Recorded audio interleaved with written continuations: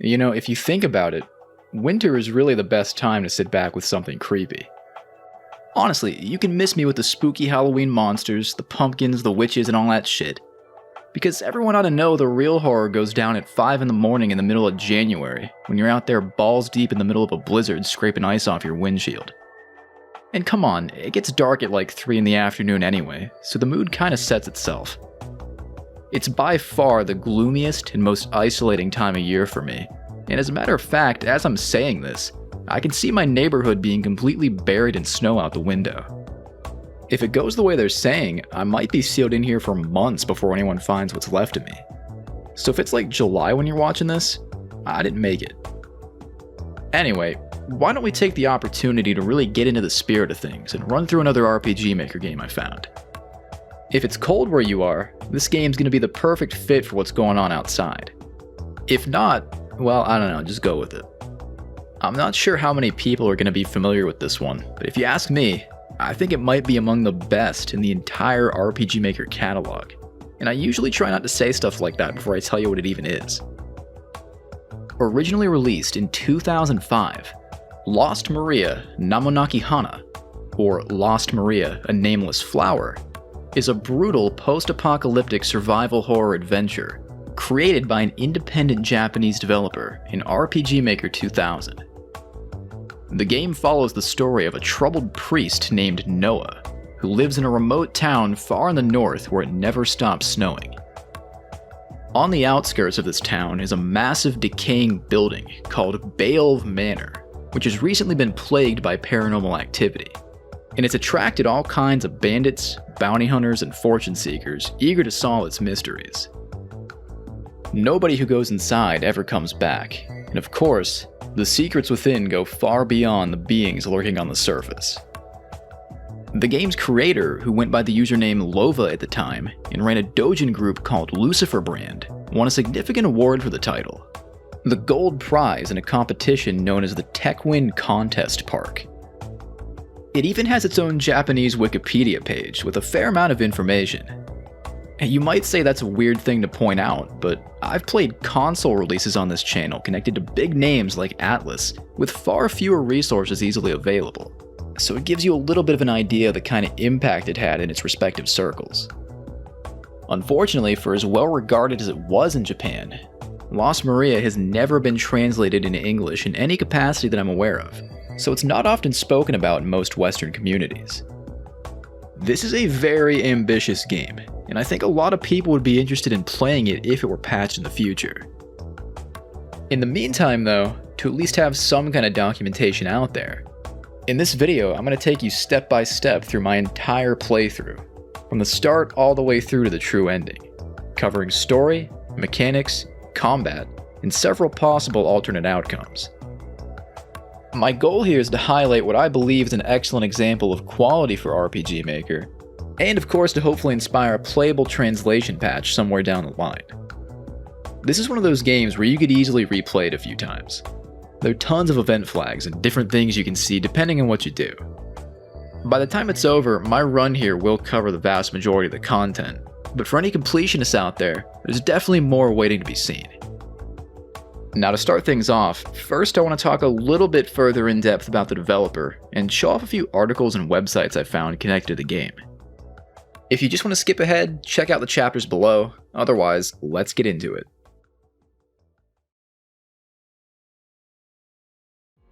Compared to some other DIY Japanese games I've covered, Lost Maria has a pretty significant reputation. Part of the reason for that is because the developer has become much more popular over the years for their later work. Most prominently, a series called Sugu no Hi, which can be translated as the next day, or, apparently, the Hexed Day. These are side-scrolling horror games with a unique style that take place in a variety of everyday locations where scary stuff pops up.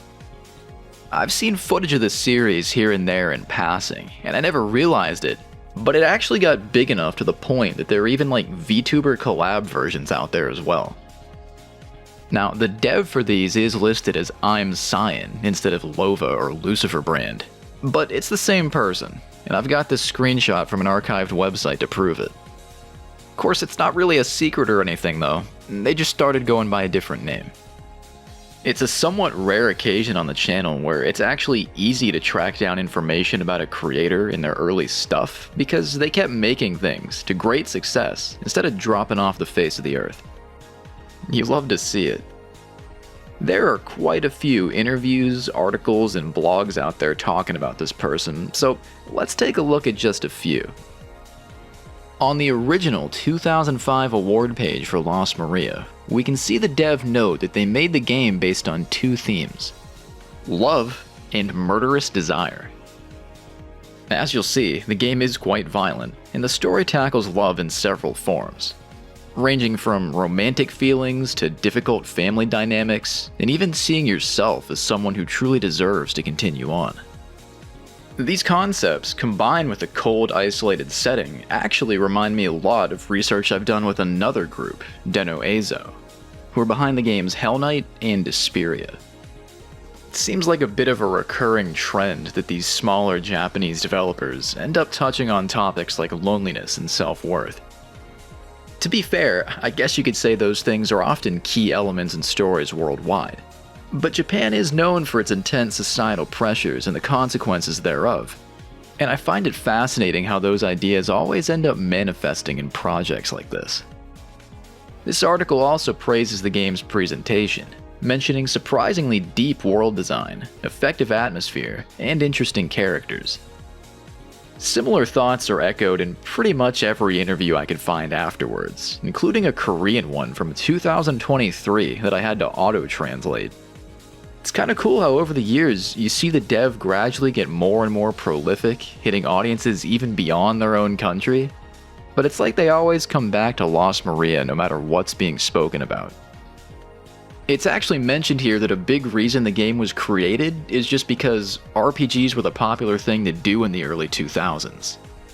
It's crazy to me that this project started out as just like another drop in the bucket for what was expected back then, and it went on to completely surpass the competition.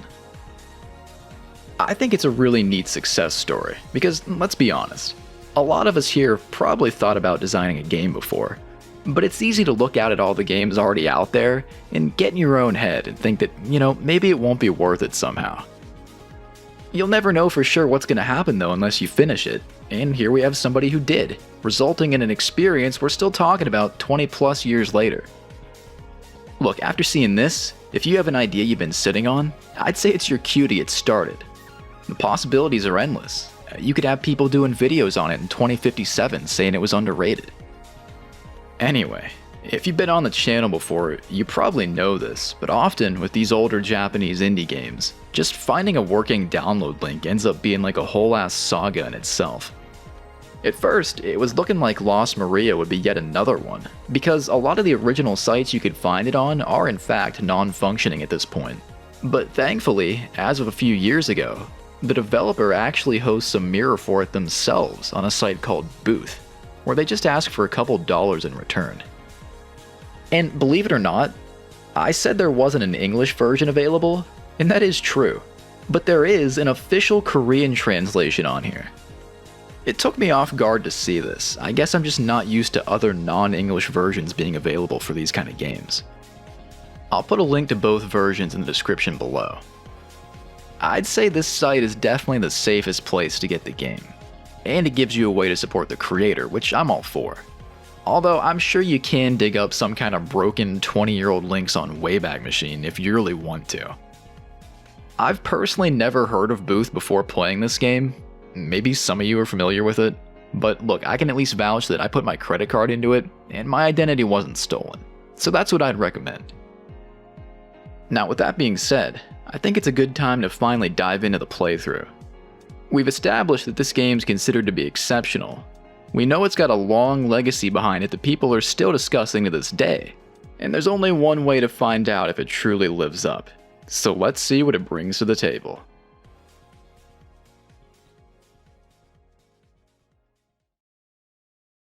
Start a new game from the main menu, and we get a nice warning that we're going to see some grotesque content. Fortunately, I think that's what we're here for. After that, things open up with the prologue. Our protagonist, the town priest Noah, is performing a service for the burial of a local woman named Lebetta. Aside from Noah's mentor, Gustav, who stands out of the way just watching, the only two people in attendance are Lebetta's husband Bob and their daughter Hannah. Understandably, Hannah's crushed at having to go through this, and Noah tries to reassure her that her mother went on to heaven before inviting her to lay flowers on the grave. Now, as a little side note, I think it's worth pointing out if you're unaware that the word for flower in Japanese is hana. Sounds a lot like Hannah, and it makes some of these sentences read a little funny if you say them out loud, but as you'll see later, the similarity is very intentional. As the group bids Lebetta a sad farewell, we pick back up after some time has passed in the nearby church. The room is almost totally silent, and we see Noah standing before an altar, with a revolver and sword laid out. Then Gustav walks in and thanks us for what we did today, kinda trailing off for a second before saying that apparently Lebetta's death was directly related to a curse. A couple months back, a deep evil began emanating from the biggest building in town, known as Beoulve Manor. The dark energy around the place seems to draw people inside, and as you'd imagine, it never really ends up going that well for them. Spirits have already been reported inside the place, and it's sounding like the whole situation's really coming to a boiling point. By now, the curse has actually driven out most of the town's population, to the point where Gustav says he can't even believe that Bob and Hannah still haven't run away from it themselves, pretty bluntly adding on that Lebetta may have had her fate coming for choosing to stay. After watching this town deteriorate for months, Noah's plan from here is to head into Beoulve Manor on his own tomorrow morning to try and put this whole thing to bed for good before anyone else gets hurt.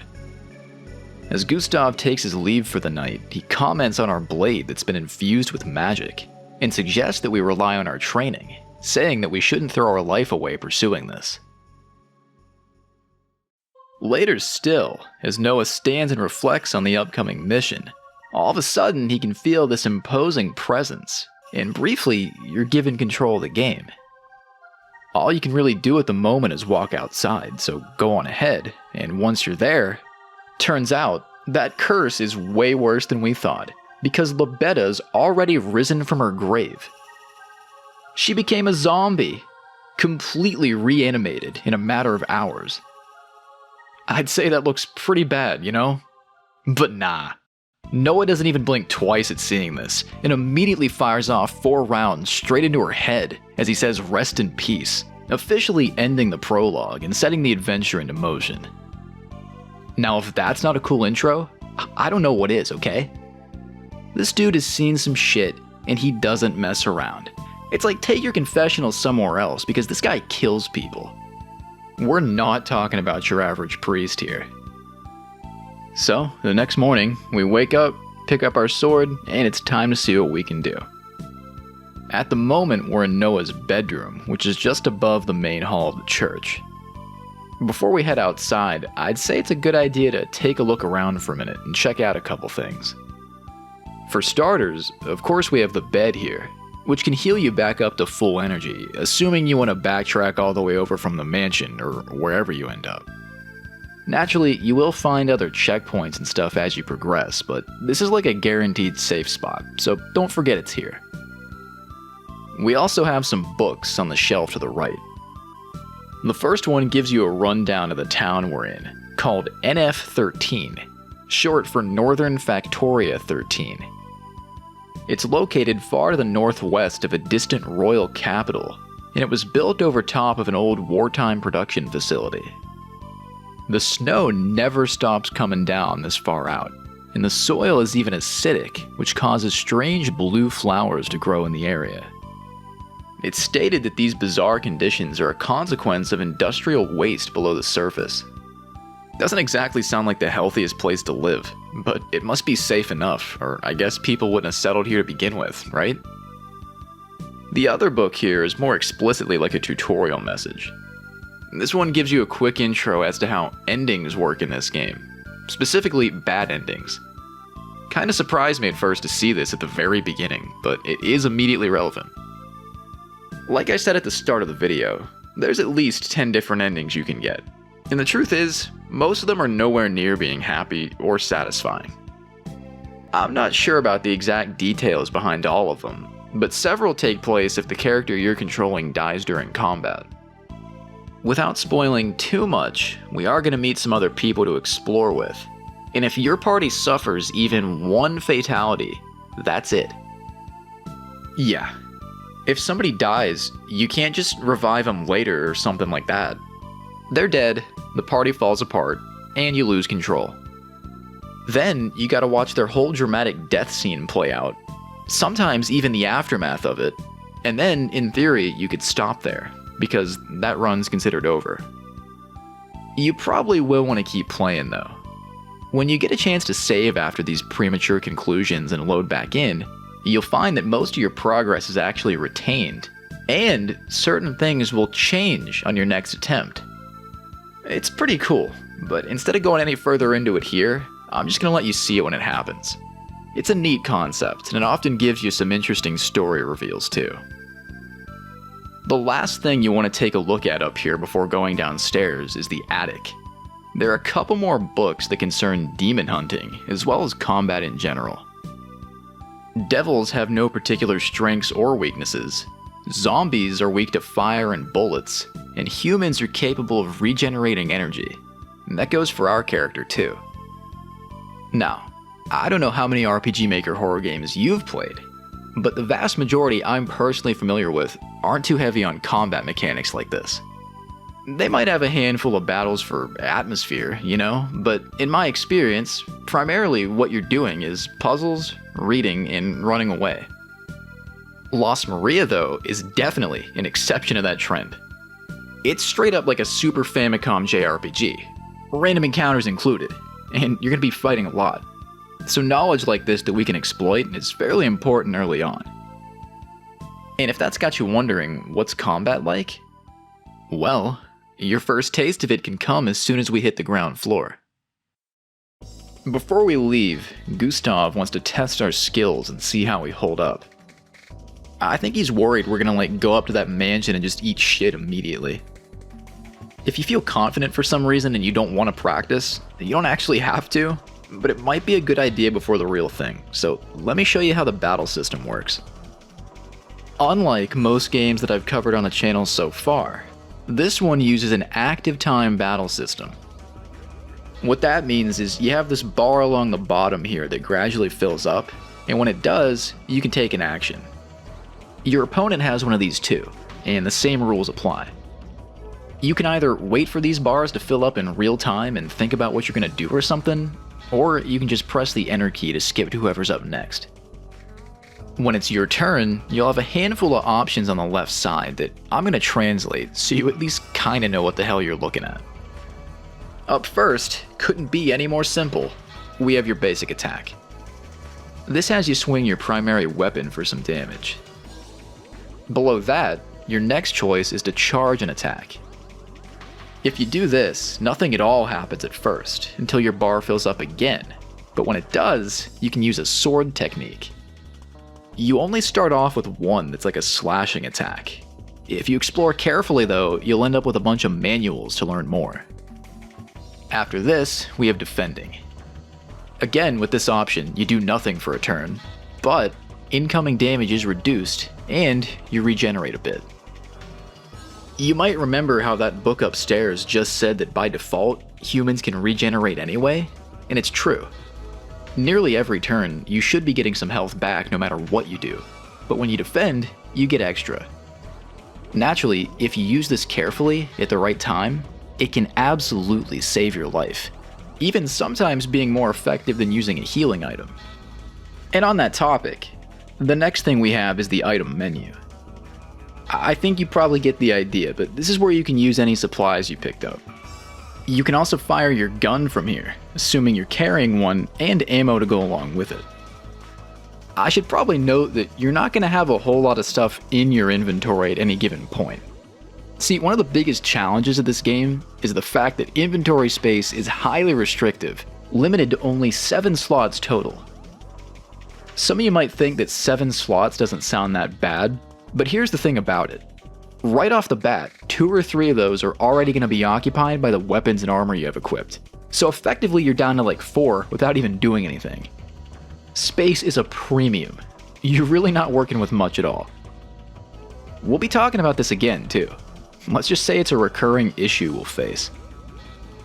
Anyway, finally, our last option is just to try and escape. I love how escaping battles works in this game, because there's no funny shit involved. You just have to wait for this escape gauge to fill up, and that's it. In a lot of JRPGs, escaping is tied to a dice roll. And look, I can understand why. They want to create some tension, and have you consider whether it's worth it to bail out in the heat of the action. But it never made sense to me why in some games it just never gets easier to get away from the same ass monster you killed 4,000 times. Here, you don't have to worry about it. As long as you're not being ambushed or in a boss fight, you should have no issues. As far as standard 1v1 combat goes, that's really about the core gist of it. It's easy to wrap your head around, I think, even if you've never played an RPG before in your life. Now, there actually is also an unarmed combat menu that exists, in addition to what I just showed you, but I'd consider that more of an oddity than anything else. It's kind of weird. It's mostly the same thing, but there are no special attacks. You can only punch. I can't think of a reason why you'd ever get rid of your weapons. I mean, it's basically suicide as far as I'm concerned. You're never forced into it or anything, but if for some reason you do, well, at least you can try to keep fighting. The key word there, I imagine though, is try. So with that, for now we're good to move on. Remember though, like I said, we will be getting some other party members. The game tries to dive into that a little bit during this intro fight, but without anyone actually being there, I think it makes more sense to just hold off for a while.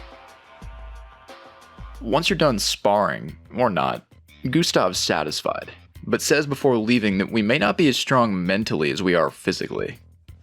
He still seems uncertain that we can handle the burden of the curse on our own, but it's not like we're gonna back out just because of his opinion. Our next order of business is to get familiar with our hub world, the town of NF13. So how about we take a walk? The town's just a short ways to the east down the street from the church. On your way over, you'll probably notice that Hannah's standing by her mother's headstone in the graveyard. She kindly greets us, but points out that the flowers she laid yesterday are already gone. Noah quickly lies about why that is, and says that a strong wind came overnight, before internally narrating that nobody actually knows about the whole zombie thing yet. If you look around, there are a few other graves here as well. One for someone named Greg, one for Amanda, and one for someone called Hein.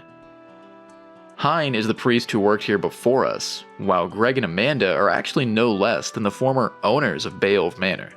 The place is their namesake. Throughout the story, depending on choices you make, it's possible, or perhaps I should say inevitable, that you'll end up seeing a lot more graves as time goes on. When other residents of the town die, you're always going to be reminded of it here. It's an immersive little touch, and I like how it's right outside where you sleep. As the body count rises higher and higher, you literally can't look away from it. Over in town center, there's hardly a soul to be found wandering outside. There's a sign next to a nearby bar promising a huge reward to anyone who can exorcise the evil spirits from the mansion. Considering nobody's been successful so far though, and the overall state of the place, it feels more like it's mocking us than anything else. The bar itself essentially functions as a source for random tidbits of information. As a priest, it's not really our kind of place.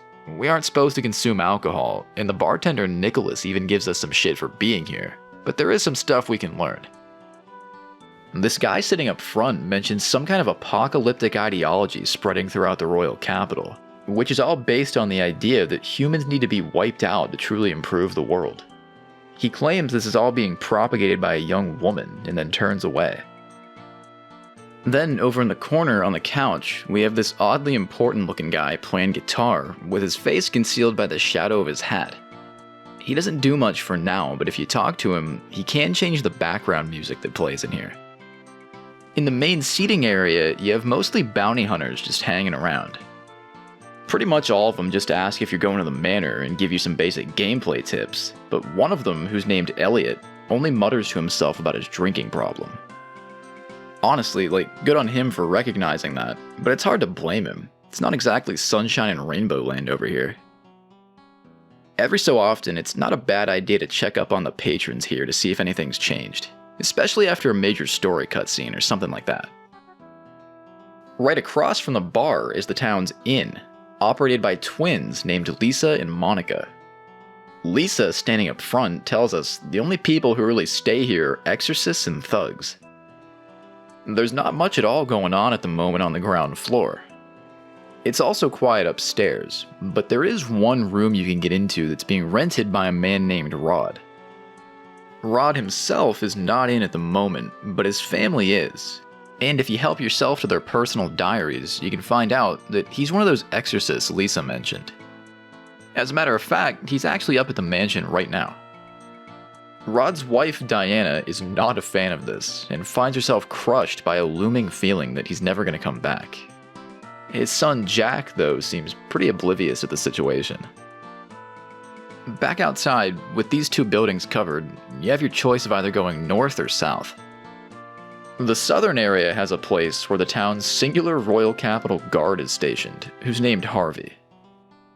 As it so happens, some of the fine people currently lurking inside the manor are also wanted criminals, and if you kill them, you can get paid for it here. You just have to cut their head off and bring it all the way back here as proof. The payout you get for doing this is always extremely high. And I mean seriously, for lack of a better phrase, you get money out the ass. But I hope you didn't forget, it's like I said, inventory space is tight. If you want to carry decapitated heads with you, go for it.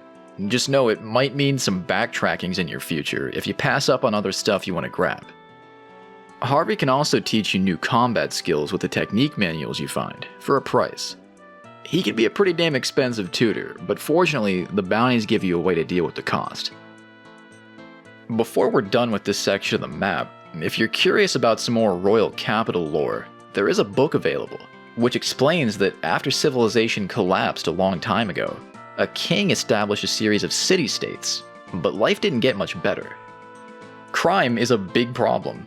There's a massive gap between the rich and poor, and on top of that, the current king is totally missing in action.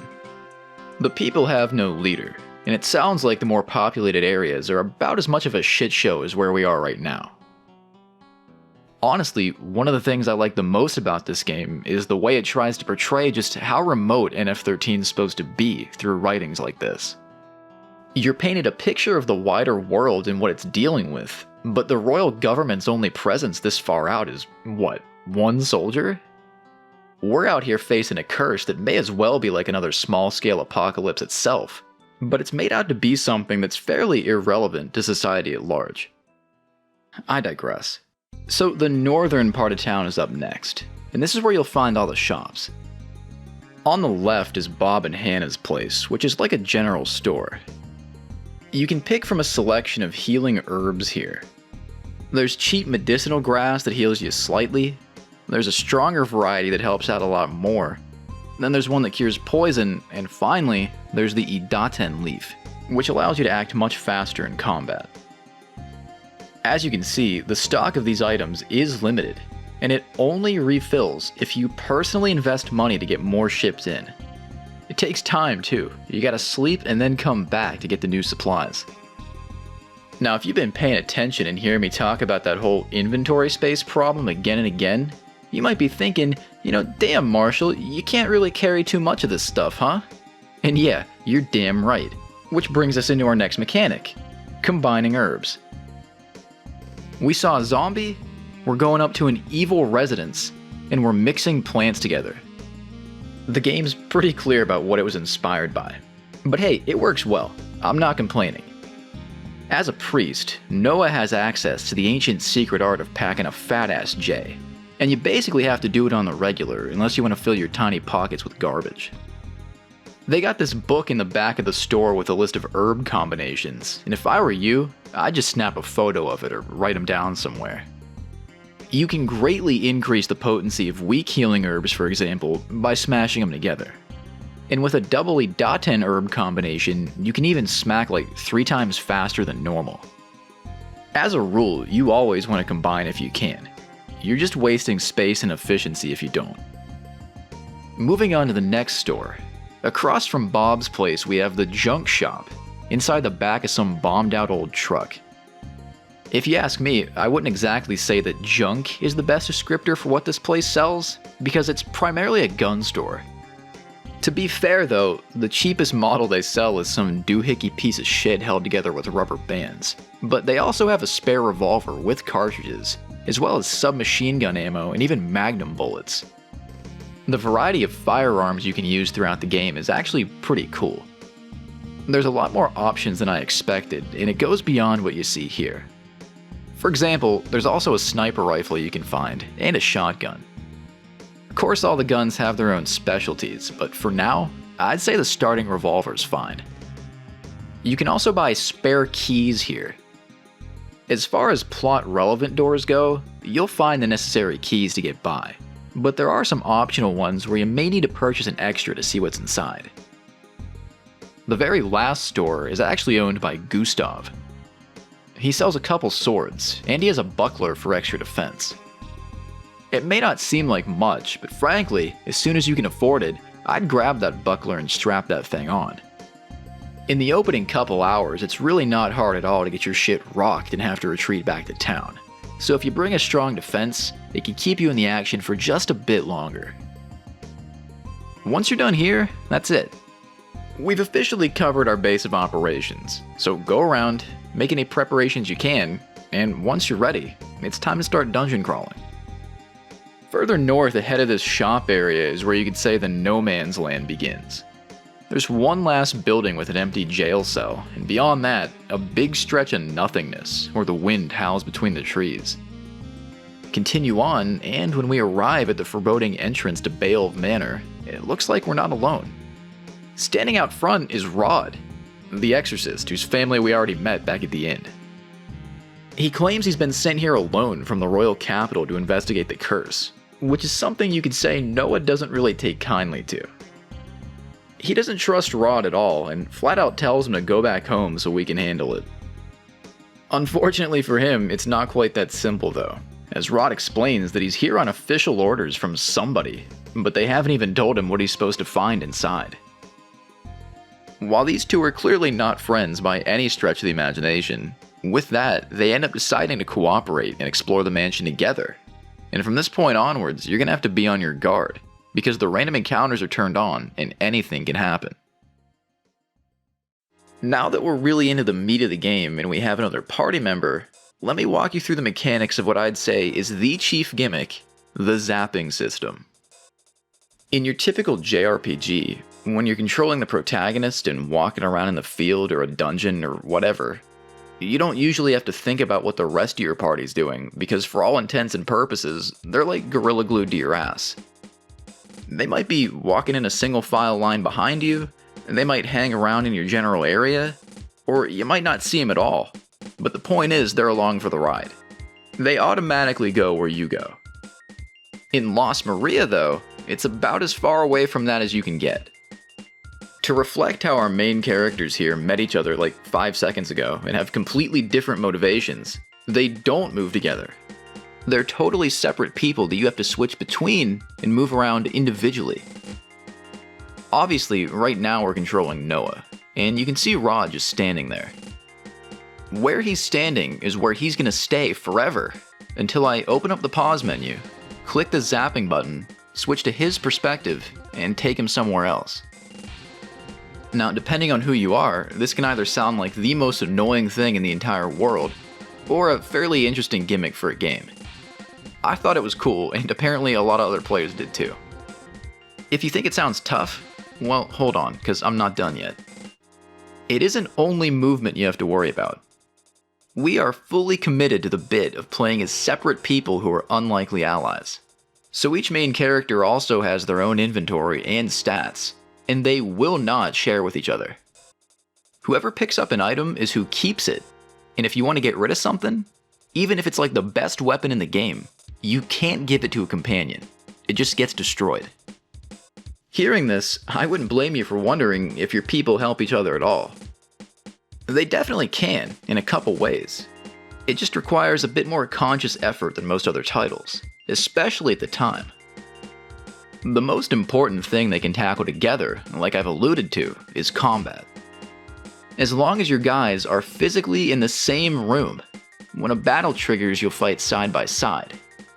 If they're separated, that's tough shit, and you're gonna have to deal with it solo.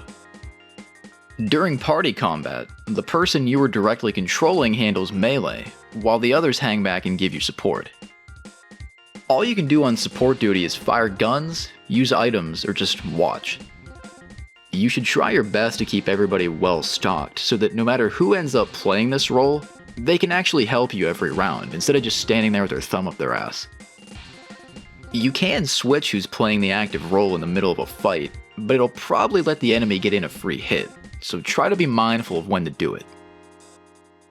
After things are taken care of, your team will split any money that drops as evenly as possible, but that's it. It's always a no-go for items. When you're out of combat, Noah can also combine herbs that Rod's already carrying to help keep his inventory under control, but not the other way around. Rod doesn't know how to do it, so if you don't keep them together, he's probably going to get cluttered up with weak medicine. With all this in mind, the basic flow pretty much becomes: check out a room, move your party one at a time to the next one, fight together if you see anything, decide who gets any items you find, and rinse and repeat. Can this be a little tedious? Oh yeah. Does it really make sense that people in a life or death scenario like this would not share under any circumstance? Not to me. But I found it to be a unique challenge to work with regardless. It forces you at all times to keep tabs on the whereabouts, loadouts, and abilities of your team. And if you're thinking, why not just completely ignore Rod and focus only on building up Noah? Well, you can. It's technically an option, but the thing is, it ends up having some heavy consequences later. You'll see what I mean. Now, from the start of the manor here, the only direction you're really given is a suggestion from Rod to check out the second floor. He says there have been ghost sightings up there, so why not? It's as good of an idea as any. The first thing I'd strongly recommend you do is build up some strength by fighting monsters near the entrance. At the moment, both Noah and Rod are extremely squishy, and if you go too deep too fast, you're gonna get your dick twisted right off. My approach to fights was typically to have Noah as the front man, with Rod on fire support using the little scrap gun he starts with. Ammo for the scrap gun is plentiful and cheap back in town, which makes it a good option to unload with on the unspeakable hellspawn roaming the hallways. Noah's magic sword also has the insane benefit of getting stronger with every life it extinguishes, meaning as long as he takes point, he's on track to becoming an absolute beast. After you have a few fights under your belt, you're going to notice a couple things. Number 1, you don't get any XP for winning. And number 2, your inventory is gradually filling up with body parts. What's going on with that? Well, get ready for this one.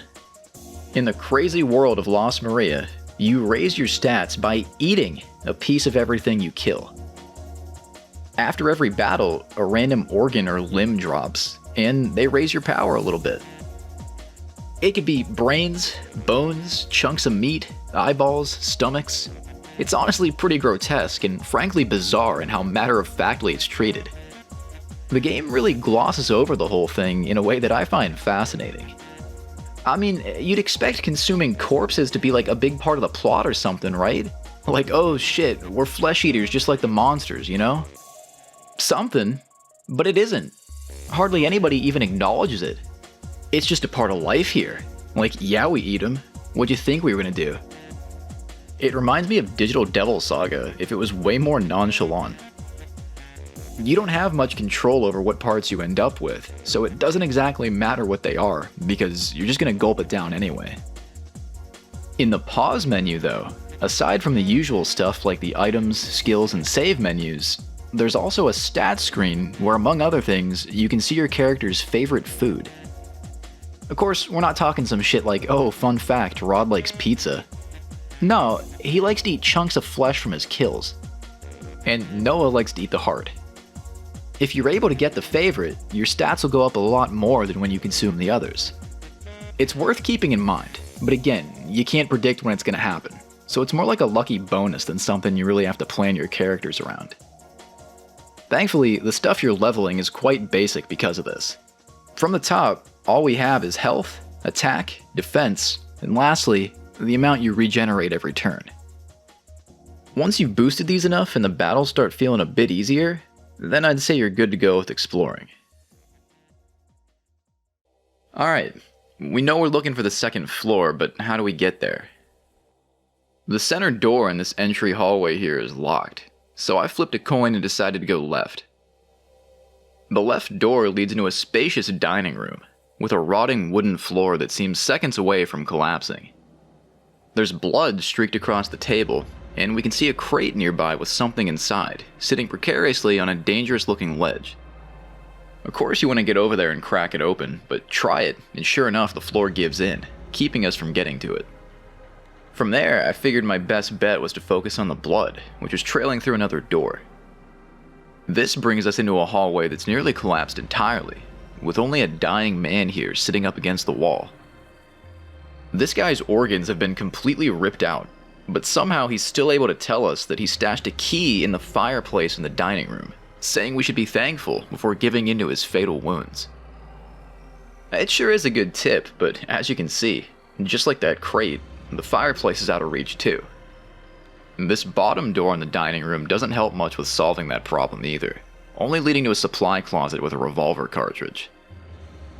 Guess we'll have to backtrack to the entryway and try the right side instead.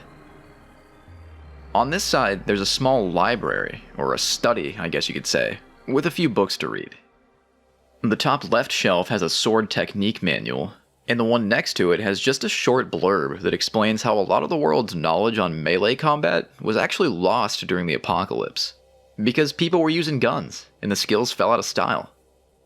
It sounds like being able to fight like we do could be a really uncommon thing in this universe. They have a similar book concerning healthcare on the lower shelf. This one establishes that the reason only priests like Noah can combine herbs effectively is because it's folk medicine, passed down through the church's oral tradition. In the previous world, that kind of knowledge wasn't considered valuable compared to modern pharmaceuticals. We also have another dying man sitting nearby, who begs for God to save him before fading away. He doesn't tell us anything else, so we'll have to move on. In the next hallway we emerge into, we finally discover stairs leading up to the second floor. Yet another wounded bounty hunter warns us though that if we go up there, we're probably going to see Amanda Beoulve.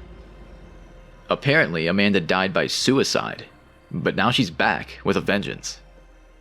Hearing that made me think that maybe I should check out some of the other rooms nearby first. But I didn't make it far at all before a hanged man flew down from the ceiling and attacked. I might have died if I didn't have both characters here. This guy can handle a few hits.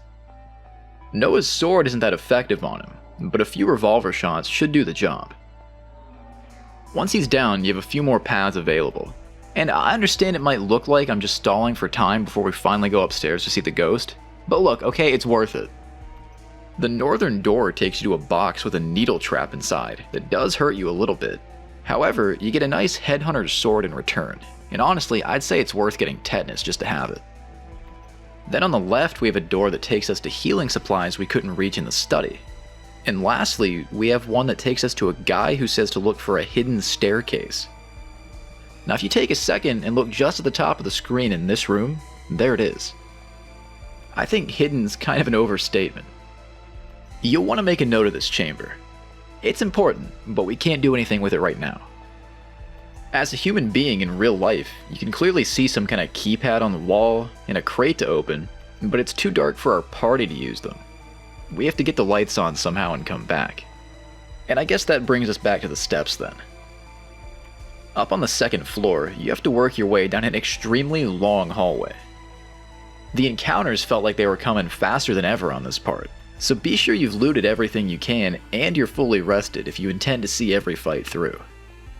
At first, I'll admit, the idea of sending Noah all the way back to the church and Rod all the way back to his hotel room just to sleep sounds terrible, but in reality it doesn't take that long.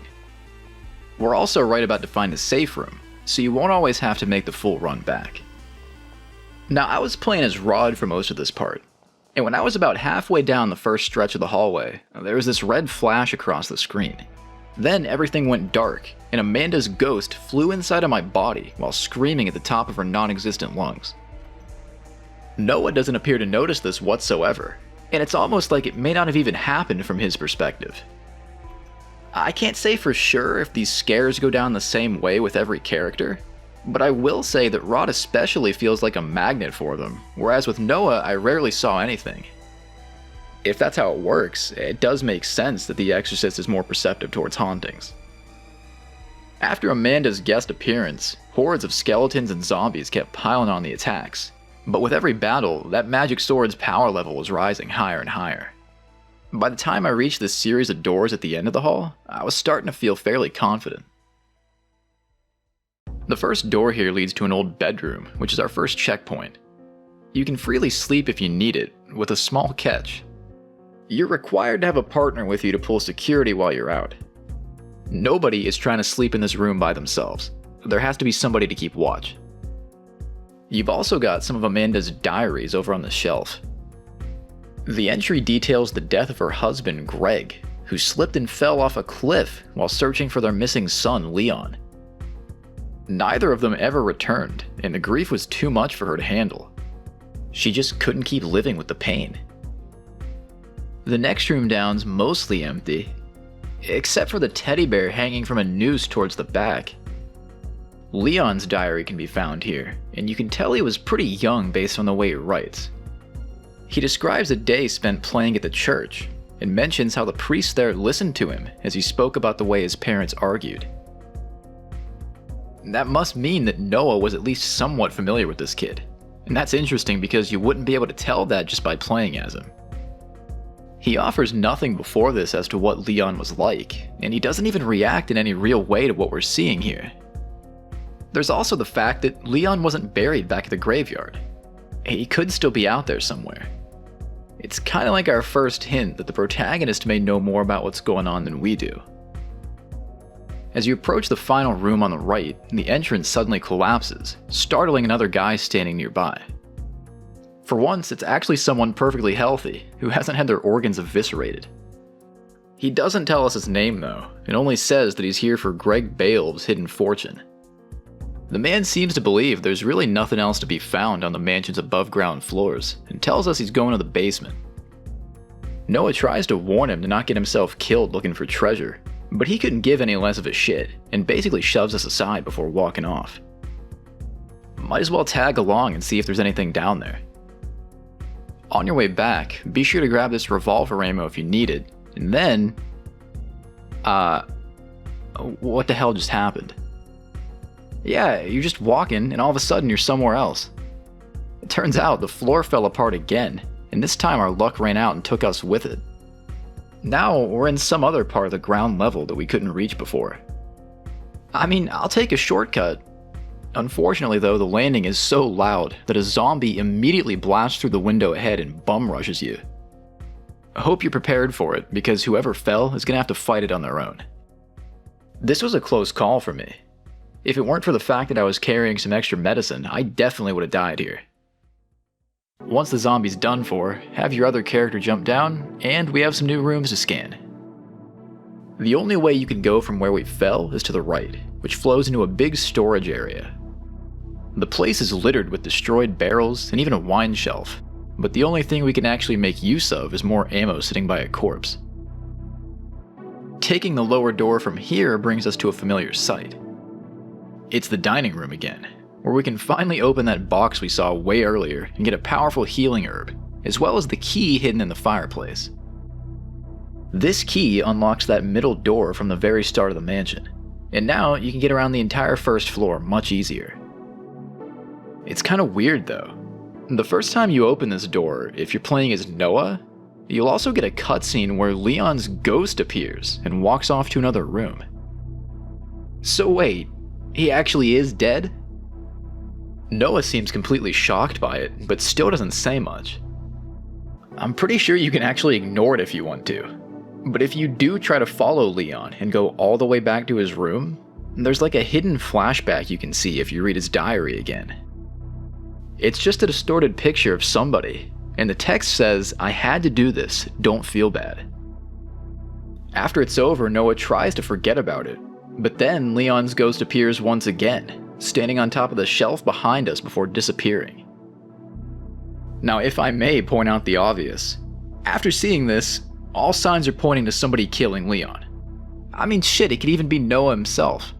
There could have been a good reason for it too. Maybe he turned into a zombie or something like Lobetta. Regardless of who or what it was though, the whole thing again begs the question of why he doesn't have a gravestone back in town. You know that's suspicious as hell, but I guess we'll have to wait and see. Alright, the basement. On the ground floor, head back through the middle door in the entryway and just keep going straight ahead. This leads into one of Greg Beoulve's offices. You can grab some grass in here, but more importantly we have a personal diary. Greg's notes establish that he was able to build his immense fortune by salvaging scrap parts from the pre-war facilities this mansion was built over top of. He got so rich doing this that the royal capital even started monitoring his activities. It sounds like he's resorted to some unethical practices to get this far, although he doesn't detail the specifics. You also want to make sure you don't miss this other book on the table in the center of the room. If you open it right now, it makes absolutely zero damn sense. It just shows a couple of numbers. But soon it'll be obvious what you need these for. Further ahead, at the entrance to the underground levels, we're told by a man who's bleeding out that it's pitch dark downstairs and crawling with zombies. He tells us to find a way to get the power back on and advises we bring a flaming sword to deal with the undead before passing out. Now, you can buy a flaming sword back in town. They just sell it like that, I guess. And it's a good idea for Rod. But by now, I had claimed so many lives with Noah's weapon that I was practically untouchable by the surface creatures. So I figured I'd just stick with it. I'd also eaten so many brains and whatnot by now that I started regenerating faster than I could be hurt. Check this out. They try to scare you a little bit with another hanged corpse that falls down from the ceiling. But look, it can barely scratch my health, and I'm putting out over 100 damage per hit. It may not seem like we've gone very far in the video, but I had a couple hours on the game by now, and I was starting to get pretty good. You could even say I was getting overconfident. So overconfident that I went as far as to leave Rod in Greg's office and just take care of the basement on my own. Look, I know it sounds stupid, especially considering that whole mechanical breakdown I did earlier. But if I can kill everything on my own with no issues, why bother buying another sword and moving two people around at once, right? Well, I'll tell you why. The game is lulling you into a false sense of security. Yeah, that's right, I said it. It's lulling you. You go downstairs, and then they flip the shit switch, and now all the enemies are way harder. You can barely see a damn thing. The zombies soak up round after round of damage, and they can poison you. Once you're poisoned, you're losing energy every turn for a long time, unless you have the herbs to cure it. You're really gonna get tossed around if you're not being careful, and I wasn't being careful. That treasure hunter guy we met hangs out near the stairs, and he says we're bound to find crazy stuff if we venture deeper. But man, it didn't take long at all for me to realize I was well out of my league on my own. By the time I was able to have Rod catch up to Noah, we were both poisoned, and it wasn't looking good. I was able to hang on for a while longer, but deep down I knew I had screwed myself badly, and had no realistic chance of working my way back out. Eventually, I passed through a hallway where a decapitated head fell from the ceiling, and I had just enough time to see the body it belonged to laying up against the wall, when sadly, our old buddy Rod was fatally stabbed by a demon, bringing our first attempt at conquering the mansion to an unceremonious close. Yeah, it's like that quote from Darkest Dungeon. Overconfidence is a slow and insidious killer. That's some real shit you should live by. So, it wasn't really what I was planning for, but now it's time to see one of the game's bad endings. Out of all possible endings where a protagonist dies, coincidentally, I think Rod happens to be the most interesting. Let's check it out. After Rod falls in combat, we wake up outside the mansion. Noah is totally gone, and our body now takes on a ghostly appearance. All that's left of us is our spirit, and we're completely disconnected from the rest of the world. Pretty much the only thing you can do is head back to town. On the way, you can find Hannah standing by a pile of dirt, but she can't tell we're there. In fact, nobody reacts to us, no matter where we go. And get this, if you try to pause the game to load a save or something, the text "Return to God" flashes on screen, preventing you from doing much of anything except walking around. After a while, you realize you're supposed to go back and see your family. Here, we see Jack struggling to fall asleep because he had a nightmare we'd never return. You can tell Diana's trying to suppress those same thoughts herself, but she reassures him that his father's a strong man, and he definitely will make it. This appears to satisfy Jack for the moment, and he drifts off. But then, just for a second, it's like Diana notices we're there. She bolts out into the hallway as we leave, and it's like she's staring straight at us. But it's revealed to be just a coincidence, as she walks right through our body and heads back to the room. Sadly, you can't share your last words with them or anything like that. You're just gone, and they'll never really know what happened. It looks like all we can do now is take a note from that message that popped up and return to God. Head on over to church, and I hope you're ready, because we're on our way out of this planet and onto the afterlife. This part actually kind of stuck with me for a while, even though it only lasts a couple seconds. As you walk in, you're met by what appears to be a guy in a leather suit, with red hair and red eyes. Then, all of a sudden, the screen flashes white, as he sprouts angel wings, along with a halo above his head. Then everything goes white again as he grabs you, and that's just it. It's over. I wasn't lying when I said it was a quick scene. That's really it. But it's so mysterious to me. They very well could have made the angel look like your typical person in a robe or whatever, you know? But no, it's like Ghost Rider or something. In all my time with this game, I never found an explanation for who that was supposed to be, which frankly makes it even more intriguing.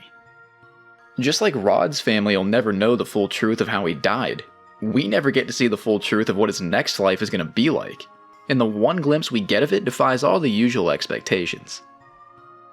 Anyway, from here you're invited to save your game, and if you do, you keep all your dungeon progress and your stats, but a few things in town reset or change.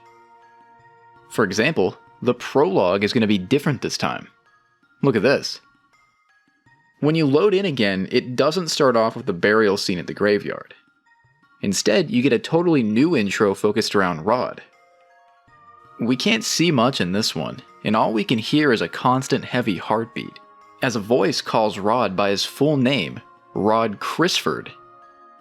The voice instructs him to follow orders, but he angrily snaps back, wondering why anyone would do what they say willingly. After that, he's reminded to obey like a good dog, and the lives of his wife and son are even threatened, as he's warned that they won't last long if we don't watch our mouth. Rod's told he should behave like a noble if he wants to restore the honor behind his family name, and then it's revealed this was all taking place in his memories as he arrives on the outskirts of town. And just like that, we're back in the game. While your characters do start all the way back outside, the mansion should be just how you left it, and the shop should be resupplied too. Well, back in the basement, this time I came a lot more prepared. With fully restored health and a fresh supply of herbs, I was able to handle everything a lot easier. The underground is actually far more linear than what we saw upstairs, so it doesn't take nearly as long to make your way around. You're just going to be wrapping around hallways for a couple minutes, passing by corpses and detached heads and whatnot, until eventually you hit a room with 3 doors in it. The middle door leads to the switch box, and thankfully, this brings the power back on with no bullshit involved. With the electricity back, now we can get a much better look at the place and start looting any boxes we see. Outside the switchbox room, we got this door over here on the right that's locked, while the left one leads into a small chamber with a bed, along with a guy who offers to watch us while we sleep.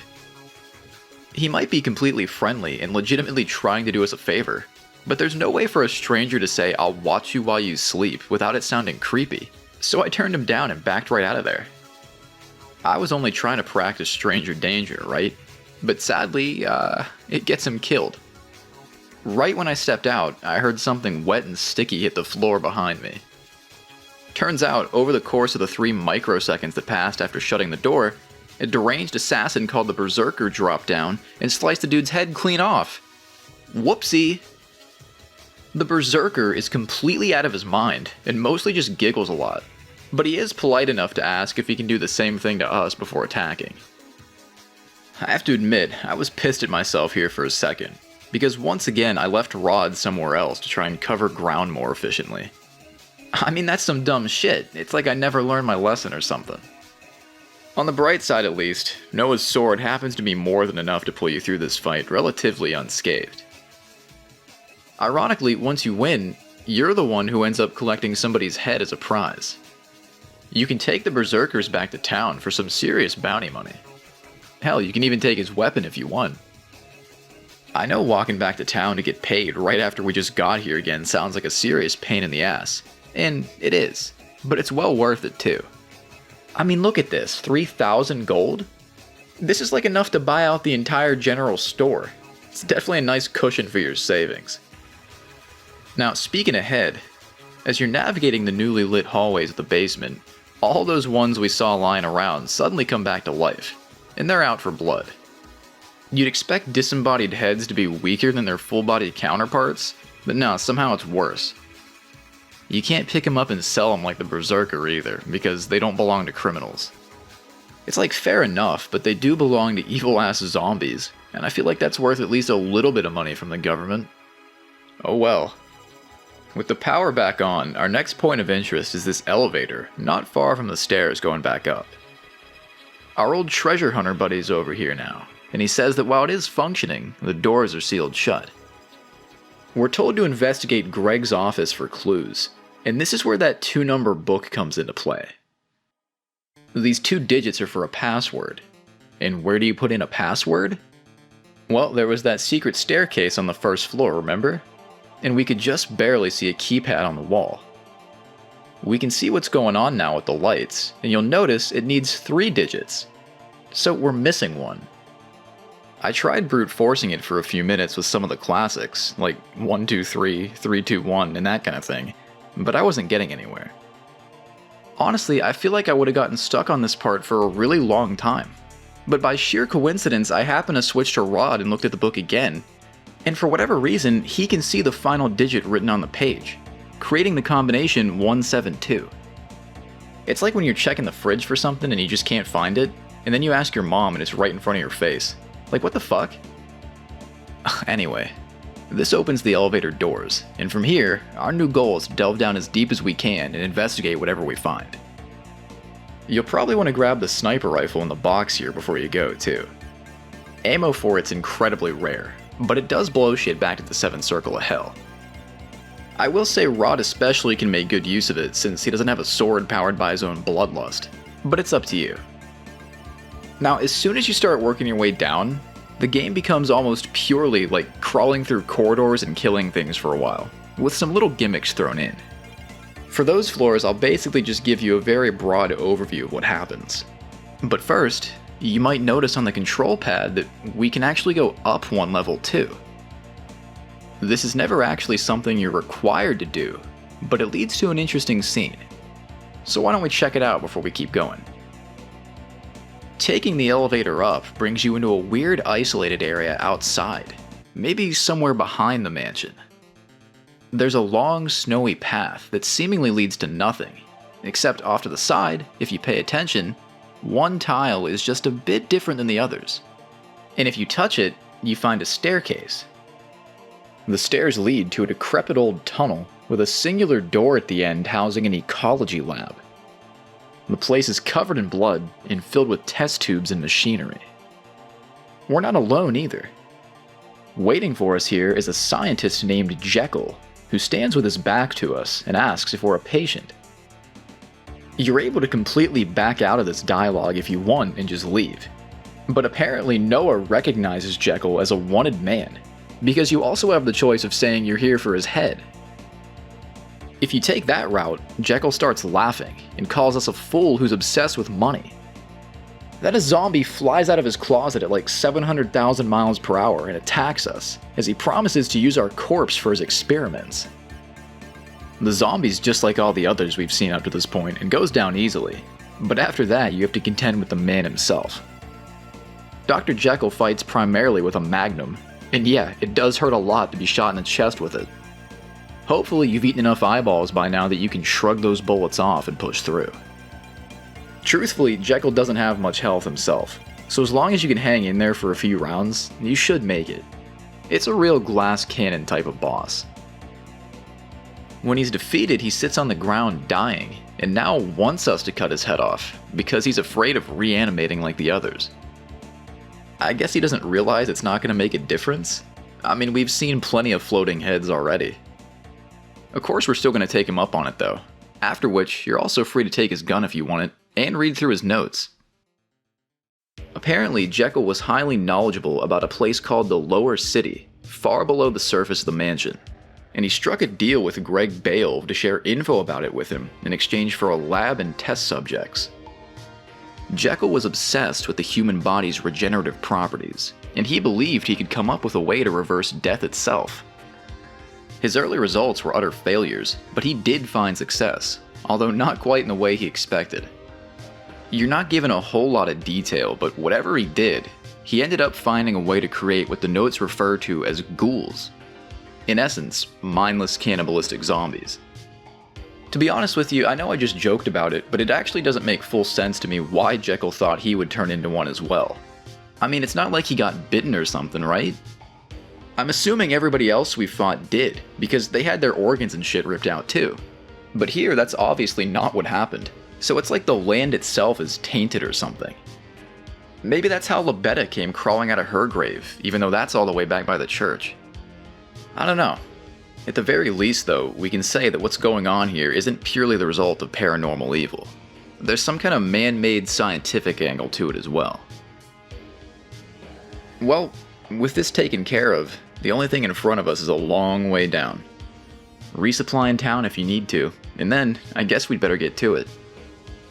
Our next stop is basement level 2. They're nice enough to give you a checkpoint at the start if you need it, and there's also a book about lockpicking, which hints towards another mechanic that'll pop up later. Now, the core gimmick of this floor is that you have to choose one person to conquer the entire thing on their own. There's a sign next to a bridge that says, "The strong go alone," and once you walk over, it collapses, so it's no joke. If you've only been focusing on one guy anyway, it's probably going to be pretty easy. But if you've been going with the teamwork type of shit, it's going to be a pain in your ass. What you have to do is cut your way through a few hallways scattered with items, until you eventually come up on this ammunition storage room. There's an absolutely ridiculous amount of bullets here to collect for just about every gun in the game. But what you need to be focused on is finding a key, as well as the switch to restore the bridge that collapsed. From there, all you have to do is backtrack close to the start, where you can then use the key on a locked door and find another switch that'll give you elevator access to basement 3. Simple enough, right? But your final challenge is to kill another assassin called the Executioner. And man, let me tell you, this guy is one nasty piece of work. Ladies and gentlemen, welcome to the next installment of I Get Way Too Overconfident and the Bad Guy Wipes His Ass With Me. Listen, you can't blame me that much. I was making this floor look like a total joke, okay? I was ripping zombies' arms off and slapping them in the face with their own hands before I came in here. But the Executioner drinks shit smoothies every morning and washes his face with boiling water. What I'm trying to say is he's at least 3 times as difficult as anything else we've seen so far. I was smacking the hell out of this dude turn after turn, and he just took all of it without even flinching. Eventually my health was down to literally 1, and I was praying for some kind of last-minute Hail Mary type of victory, but it didn't happen. So it looks like we're gonna see another bad ending, this time with Noah. When Noah dies, he seems about as surprised as I was when I was playing. Like, wow, really? That actually happened? He's in complete disbelief that he was defeated, and as the pain sets in, we see a younger version of himself overlaid on top of him. Before he blacks out, he calls out for help, and his final words are asking for his mother. And that's the whole thing. Definitely way shorter than Rod's ending, but it does reveal a totally different side to his character. You get a look at what's being repressed under Noah's cold outside demeanor. Deep down, he's guarding a more sensitive side of himself. And the new prologue we see elaborates on why he specifically thought of his mother. This time, we do start out at the graveyard like before, but the camera pans right past it and keeps going to the church. It's a flashback. We see Noah as a young boy, standing outside with his mom in the freezing rain. She promises to come back for him and then walks off, as his narration explains that they used to live in the slums of the royal capital. Noah's father was never a part of his life, but he was happy regardless, until eventually things got too difficult and his mother made the decision to abandon him in NF13. As the scene fades out, Noah admits that there's always going to be a part of him deep down that hopes he'll see her again, and then it's back to the old grind. What I find interesting about this outcome is that it offers a fairly substantial reveal for Noah, and you can only see it by playing badly. It's a cool concept to me because it's like, Noah would never reveal that kind of information under normal circumstances to the audience, right? So you literally have to put the characters in these vulnerable situations on your own to get more information about what they're thinking. Now, you want to know what I'm thinking? I'm thinking we need to get back down there and show that executioner what the hell's going on. You might notice as you walk into his chamber that there are these 2 Idaten herbs sitting here.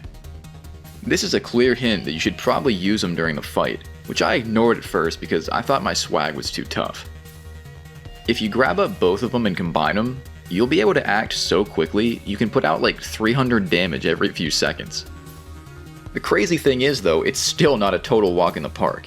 You'd think that would mean it would be over almost instantly, but no, the guy just keeps holding on like he's the fucking Terminator or something. Eventually he finally will go down, and then splatters all over the floor, leaving his weapon behind. After this, we're finally on to Basement 3.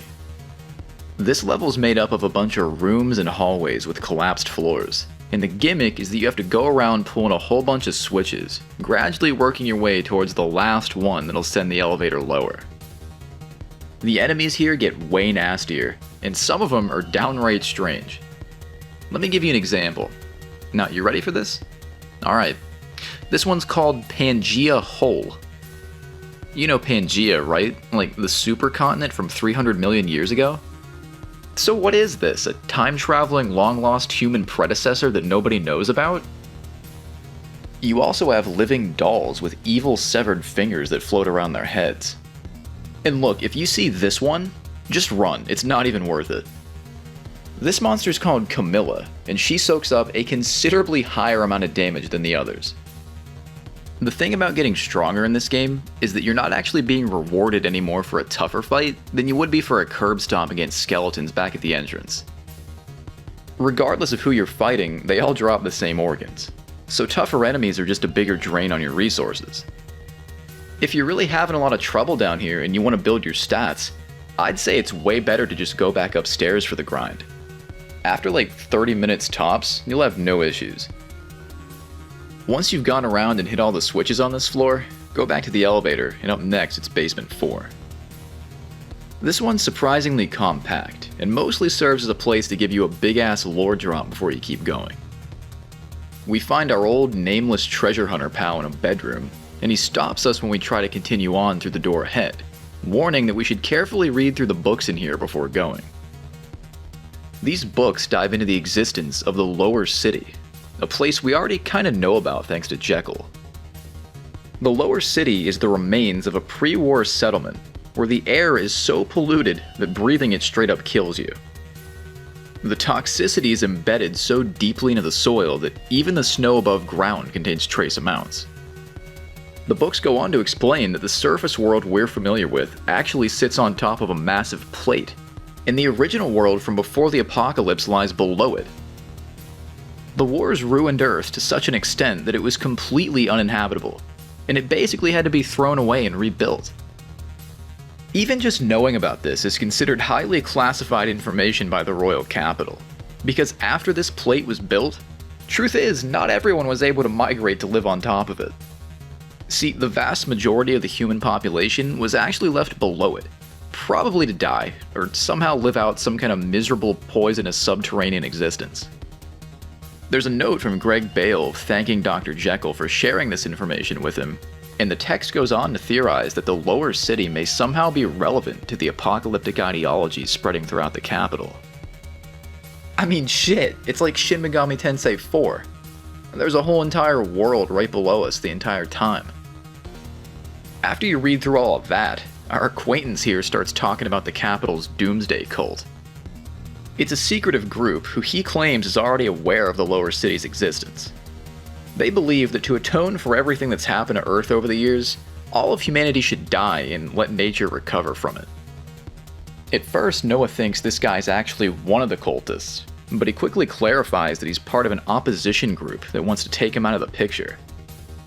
The man then reveals that the true reason he's here is because he found out about Beoulve Manor by stealing documents from a secure location in the capital, and he thinks something really bad must be on the horizon if this place truly is on their radar. Now earlier, I mentioned how the government's lack of a response was because NF-13 is just too remote for any of its problems to be relevant to the general public. And that is still true. But with all this new information in mind, it's like the capital's also deliberately avoiding helping out, to keep the lower cities hidden.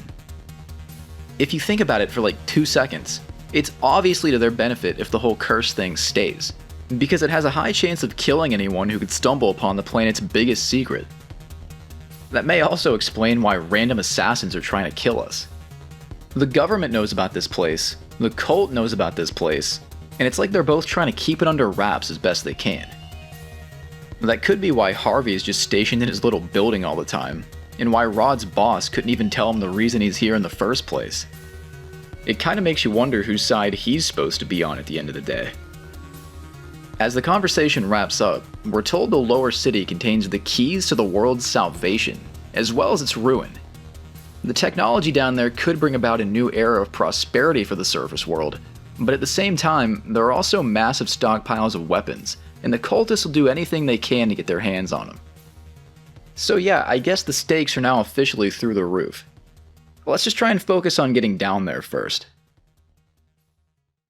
Well, from here, you're finally allowed to go on through the next door, where you'll find a couple more herbs and a switch to activate the elevator. Basement 5 is where shit starts to get real serious. You have a massive space to work through, far bigger than anything we've seen up to this point, and it all serves as the lead up to the foreboding gates of the long-lost lower city. There's plenty of supplies left behind to help you along, but with the amount of fights you'll be seeing, you'll be burning through them at a steady pace. Not too far from the start, you'll find a room with blood trailing into it, and once again our anti-cult colleague is hanging around. It's really funny that we still don't know his name. I'm starting to run out of ways to refer to him. He's examining a corpse that was left behind, and there's a message written in the blood next to it, but we can't read it because it's too smudged. We're then asked if we can help identify this body, and believe it or not, Noah can, responding in pure disbelief that it's none other than Greg Beoulve himself. Which just doesn't make sense. You remember the diaries upstairs, right? They said he fell off a cliff while searching for Leon. And Noah says now that he even buried the guy himself. His corpse shouldn't be here, it's like impossible. But here it is. It defies all reasoning. Especially because it looks like he was killed somewhat recently. Our buddy here thinks the government's been directly involved with all this for longer than we both thought, and the person we buried must have been someone else. They had to have somehow switched out the body with a convenient look-alike. And that means the whole story about Greg falling to his death was a complete fabrication, because there's just no way around it. He was definitely killed in this room. As the two keep talking, they come to the conclusion that the only explanation is that Greg must have learned too much about the lower city, and somebody took him out once he stopped being useful. They used the disappearance of Leon as an excuse to fake his death and then manipulate him to their own ends. It sounds like a solid theory to me, but I guess we'll have to see if it's the full truth. We still don't know what this message on the floor is supposed to say, and I'm sure that's an important part of the mystery. When this scene's wrapped up, we're advised to continue forward, in search of a location called the Geofront Gate, which leads through to the lower city. And with that, we're free once again to explore at our own pace. Before leaving this room, you can grab a few more important clues if you want to peruse the books available. We got more diary entries for Greg over here, which describe his journey through the Geofront Gate and his discovery of a weapons research facility.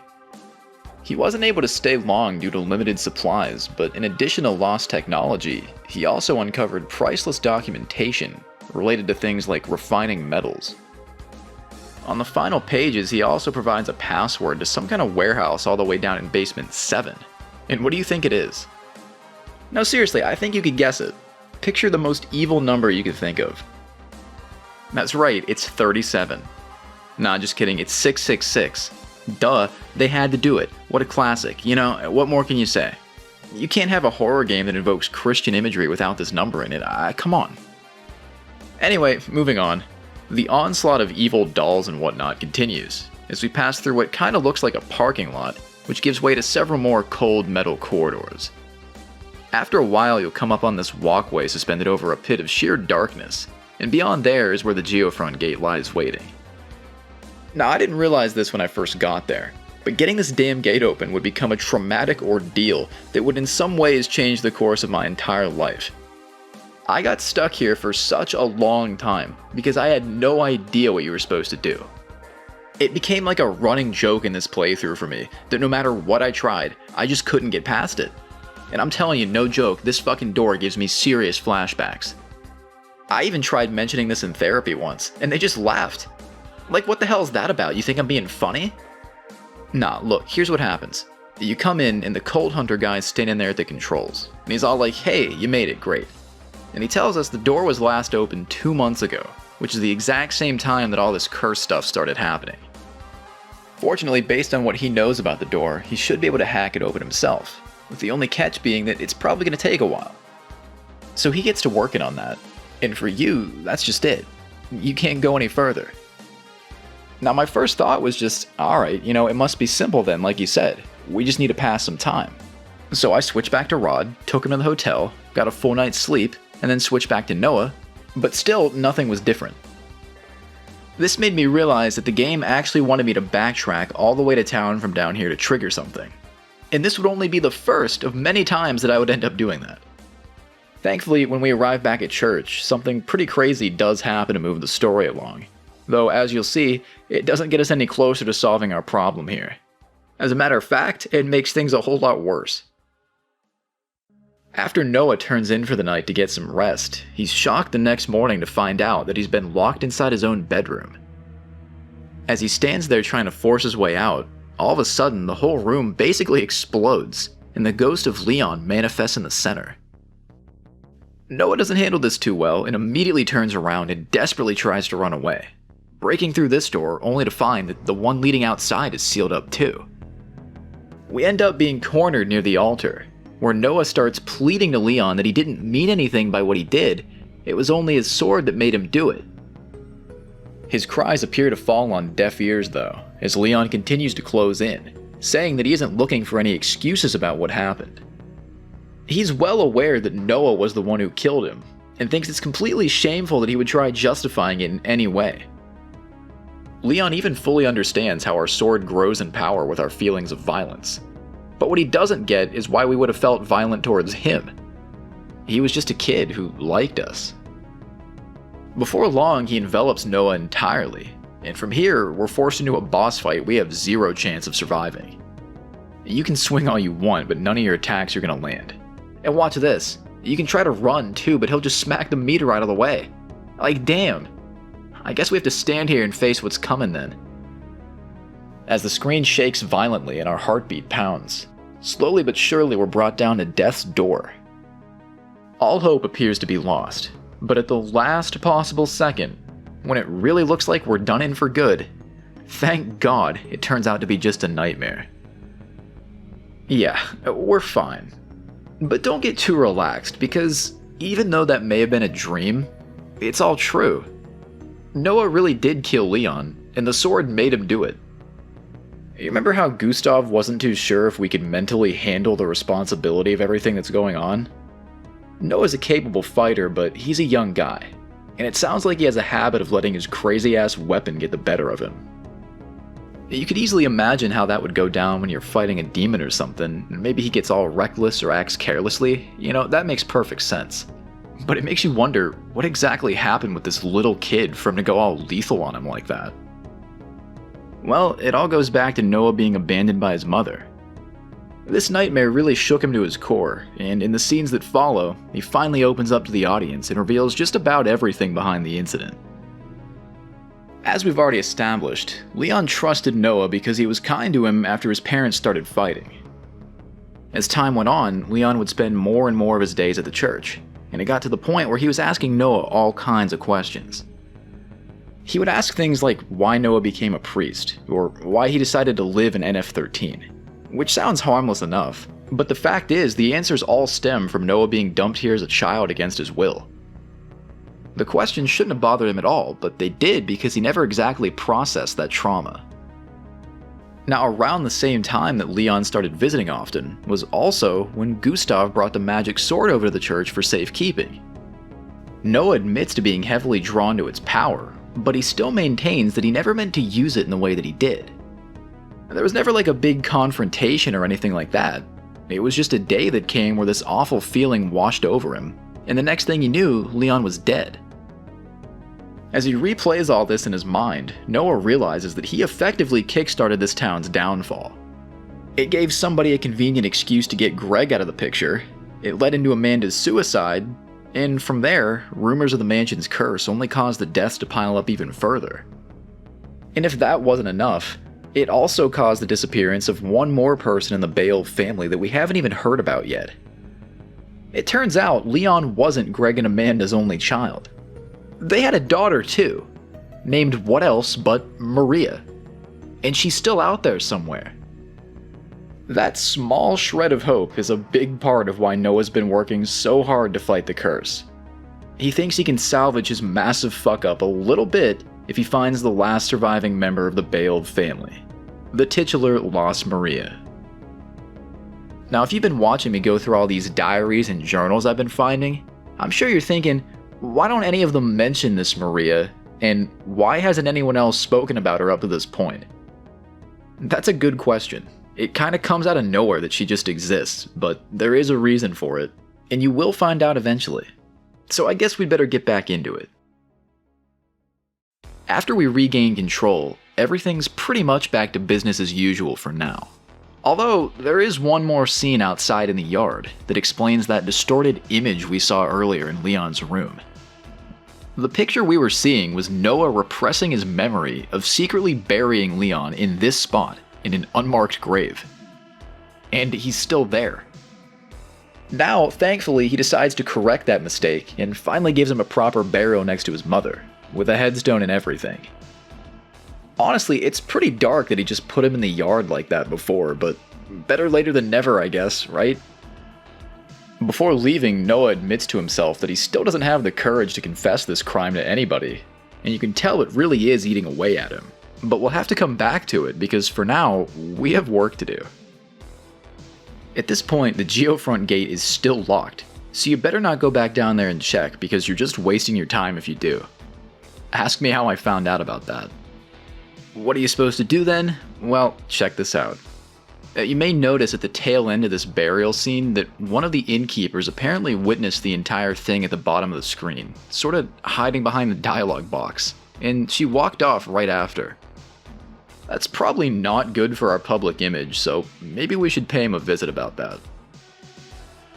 To be honest, I was kind of expecting a disaster as soon as I walked in here, like they'd all tackle me or something, but it seems normal enough.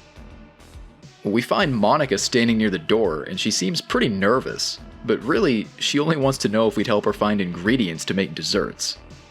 She wants vanilla seeds in particular, which we're not going to find in any shop here in town, but apparently up in the mansion, there should be some in the kitchen. Noah doesn't seem to be aware that she may have witnessed what he was just doing, and he decides to help her out, although the request is a bit strange. Like, it must be pretty damn important if you're asking me to risk my life for vanilla seeds. Whatever, we'll go with it. On your way over this time, you'll come by Hannah again. It seems like Noah and Hannah used to be really close, but with everything going on, they've sadly drifted apart. This little mound of dirt she's been looking at is actually one of those blue flowers we learned about that's starting to grow. Hana just stares at it for a little bit, but then turns to us and wonders if we remember the promise we made to her a long time ago. Sadly, Noah can't recall what it was, and Hana looks away, upset that we'd forget about something so important. Noah seems sad too for a minute, but with the amount of shit on his plate, he quickly brushes it off and moves along with what he was doing. I find it often goes the same way in real life when a friendship starts to break apart. It's usually not like some big argument, you know? At least in my experience. Sometimes there just comes a point where it's been a while, you look at each other, and you realize you both changed. Maybe for the better, maybe for the worse, it's just not the same anymore. And the time never really rolls around to reconnect before it's too late. You hate to see it, so hopefully there's still some chance here of a good outcome. Back at the mansion, it's dead simple to get the vanilla. Just go to the kitchen, walk up to the counter, and there it is. Then it's just a quick walk back to hand it over, and with that, Monika sets off to make her desserts. Great. So, now what? Well, it seems like it might be your cue to get back to opening up the lower city, but no, I'm telling you, don't do it. You're gonna be pissed when you get there and find that guy still hacking the controls. What you really need to do is go back to church and sleep again. Then, the next morning, we get another cutscene, where we now see Lisa walking over to the general store with a custard pie. She gives the pie to Hana as a gift, and tells her she needs to eat it quickly before it gets too cold. Then she leaves really fast. I'm saying like she hauls ass out of there. And on the way out, she laughs a little bit, wishing her a peaceful, endless sleep under her breath. I'm sorry? Endless? Yeah, what the fuck? You gotta be kidding me. The innkeepers were trying to poison people the entire time with their nasty ass cooking, and they roped us into it too. They can't get away with messing with Hana. Give me a break. Look, we've already got one child killer in this town, okay? We don't need two more. We better get over there and lay down the law. Over at the inn, the twins are still acting like nothing's going on. Monika even offers you a slice of the damn pie herself, and you can eat it. But obviously I didn't, which just makes her kinda act all disappointed. Yeah, they're trying to give us the old Stonewall treatment. Well, you know what? It doesn't matter, because we can just get the proof we need straight from Bob and Hana.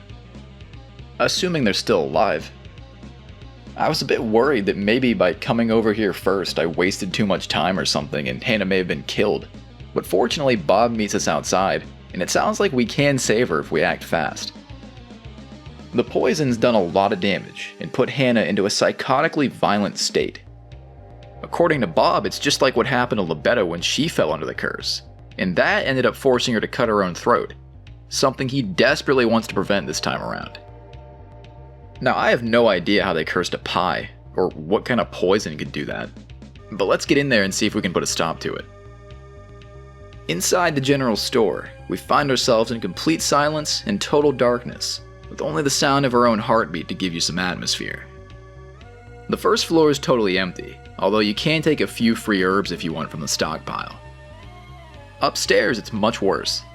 The bedroom is heavily damaged and pulsating with evil energy, as Hana kneels in the center of the room facing away from us.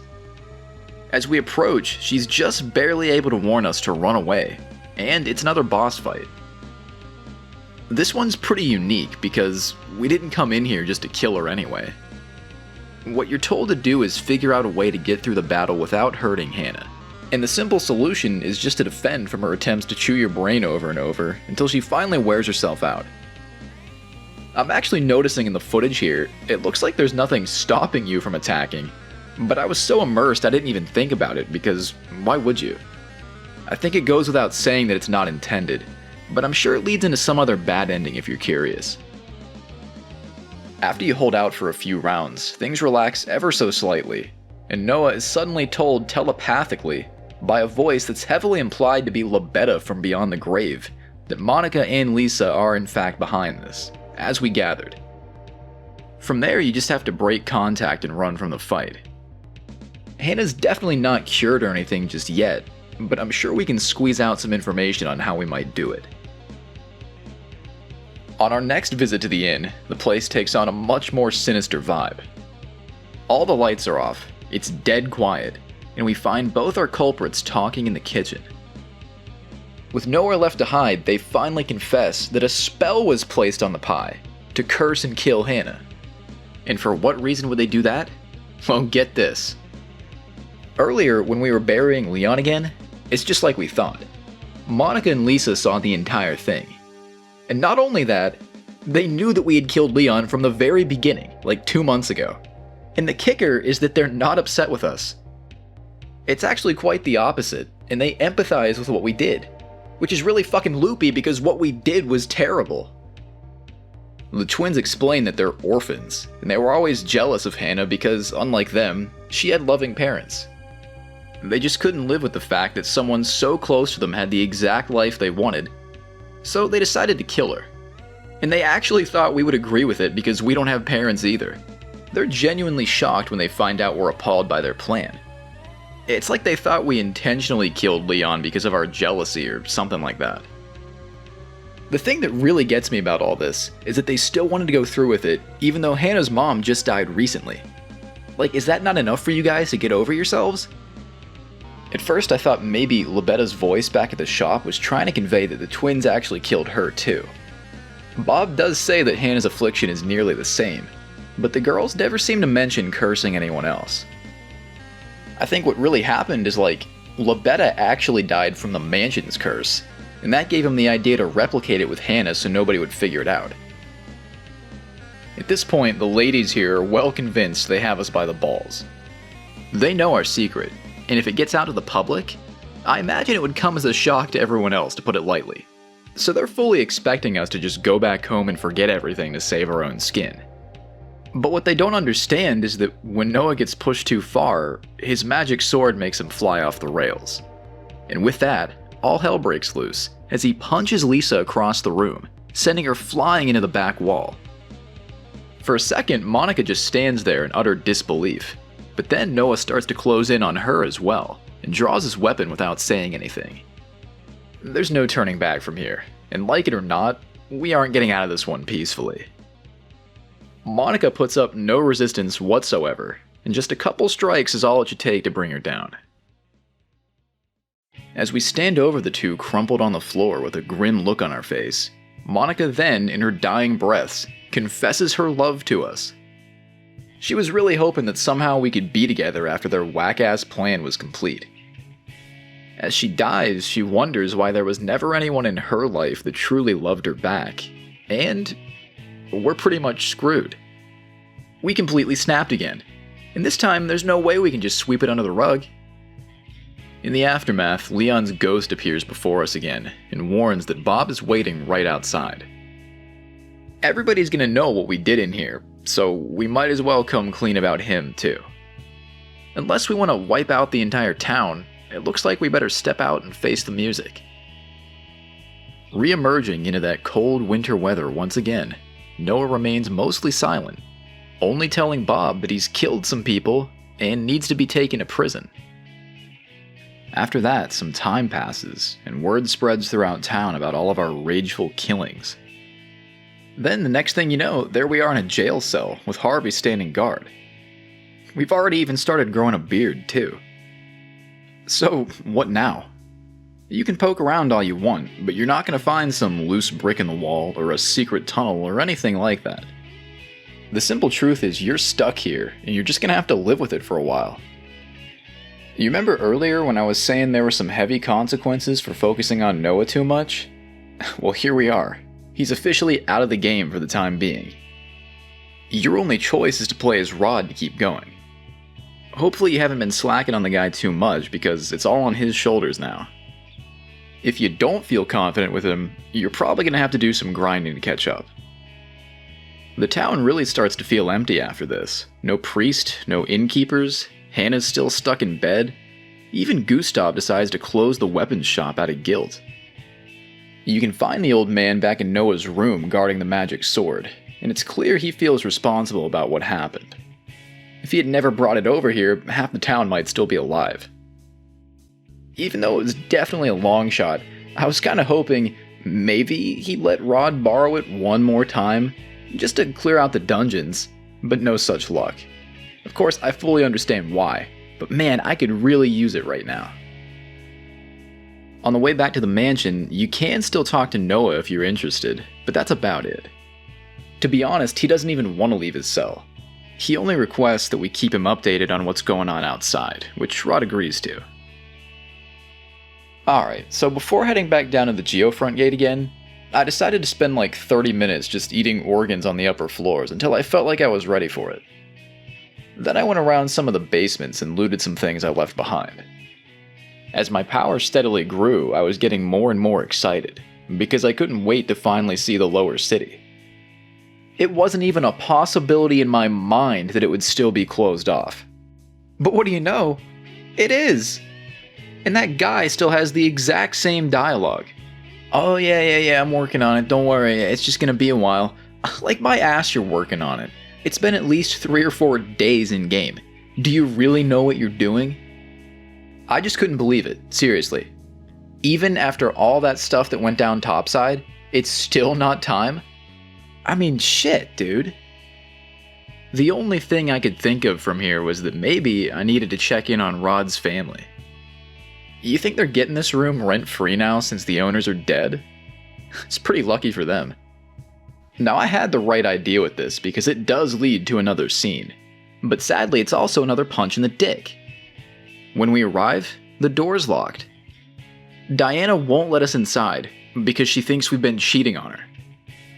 It's obviously not true because we've seen Rod's every move and there is no other woman. But after a minute you realize she's referring to Amanda's ghost.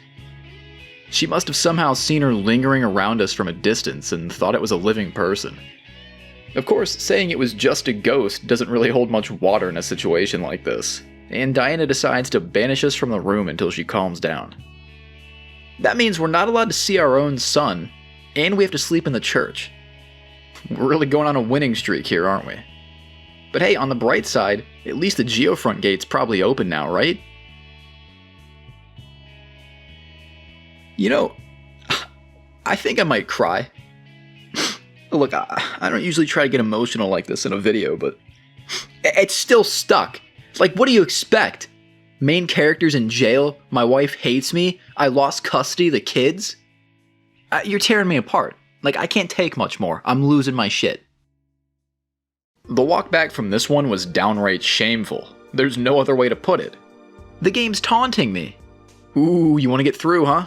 Can't figure it out? Well, that's why your parents got divorced in real life. Because you can't figure this out. I was stumped. I started wandering through town like a drunk middle-aged fuck-up, just sort of doing things arbitrarily to feel something. I dug through the other hotel rooms, hung out at the bar, talked to Noah in jail again, even fought my way back up to Amanda's room for another look, but nothing changed. I lived an entire second life in this town and came face to face with pure, overwhelming despair before I finally figured out the solution on a total fluke. You ready for this? At some point, you just switch back to Noah again, and that's it. I don't know what triggers it, but after doing something, another scene unlocks with him, and that's what you need to keep going. You can't see what's about to happen when you first get tossed in jail, so I just figured there was no point in ever switching back, because it's an empty cell. Guess I thought wrong. I really couldn't tell you if it's the cheating dialogue that makes this happen, or if you have to visit the Geofront Gate a couple times. I tried so many things, there's just no way I could know. But whatever the case, you have to zap back to Noah sometime, and that's the best I can give you. It's definitely a bit frustrating, but by the time I figured it out, honestly, I was just happy to keep moving. Like, thank God, I'm finally free. The new cutscene takes place at the window of the cell, which is now interactable. In the distance, we can see that Hannah's flower is now blooming. There's also now some inspirational graffiti right below it that says "Never give up." They're kinda like a sign from the universe to Noah that everything's gonna be alright. While it is true that he's a heavy sinner, he also jumped in without hesitation to save Hannah's life. So maybe now he can finally put his old habits behind him and start on the path to redemption. Noah finds himself thinking a lot about Hannah and his feelings for her after this. And while he can't go check on her personally, we can at least stop by with Rod and see if she's up and moving around. When we get there, it turns out she's been in bed the entire time, still recovering, which means it couldn't have been her that wrote the nice message. But Bob confirms the curse has been lifted, and she'll be okay. He's not very forgiving towards Noah though, and shouts at us about how many problems he's caused, not only for him but for the entire town. If you drop back by Noah's cell again after this and tell him about it, he's relieved he can make some kind of positive impact for once, and shares a story with Rod about how Hannah was kind to him when they were younger. Then he says he plans to spend the rest of his time praying to God, and asks if we do one last thing for him, and tell Gustav he's thankful for all the support over the years. Arriving back at the church, Rod delivers the message and almost walks out, when all of a sudden the conversation takes a really weird turn. Gustav looks up at Rod and recognizes him as a member of the Crisford family, saying he even remembers his face from somewhere and knows exactly why he came to NF-13.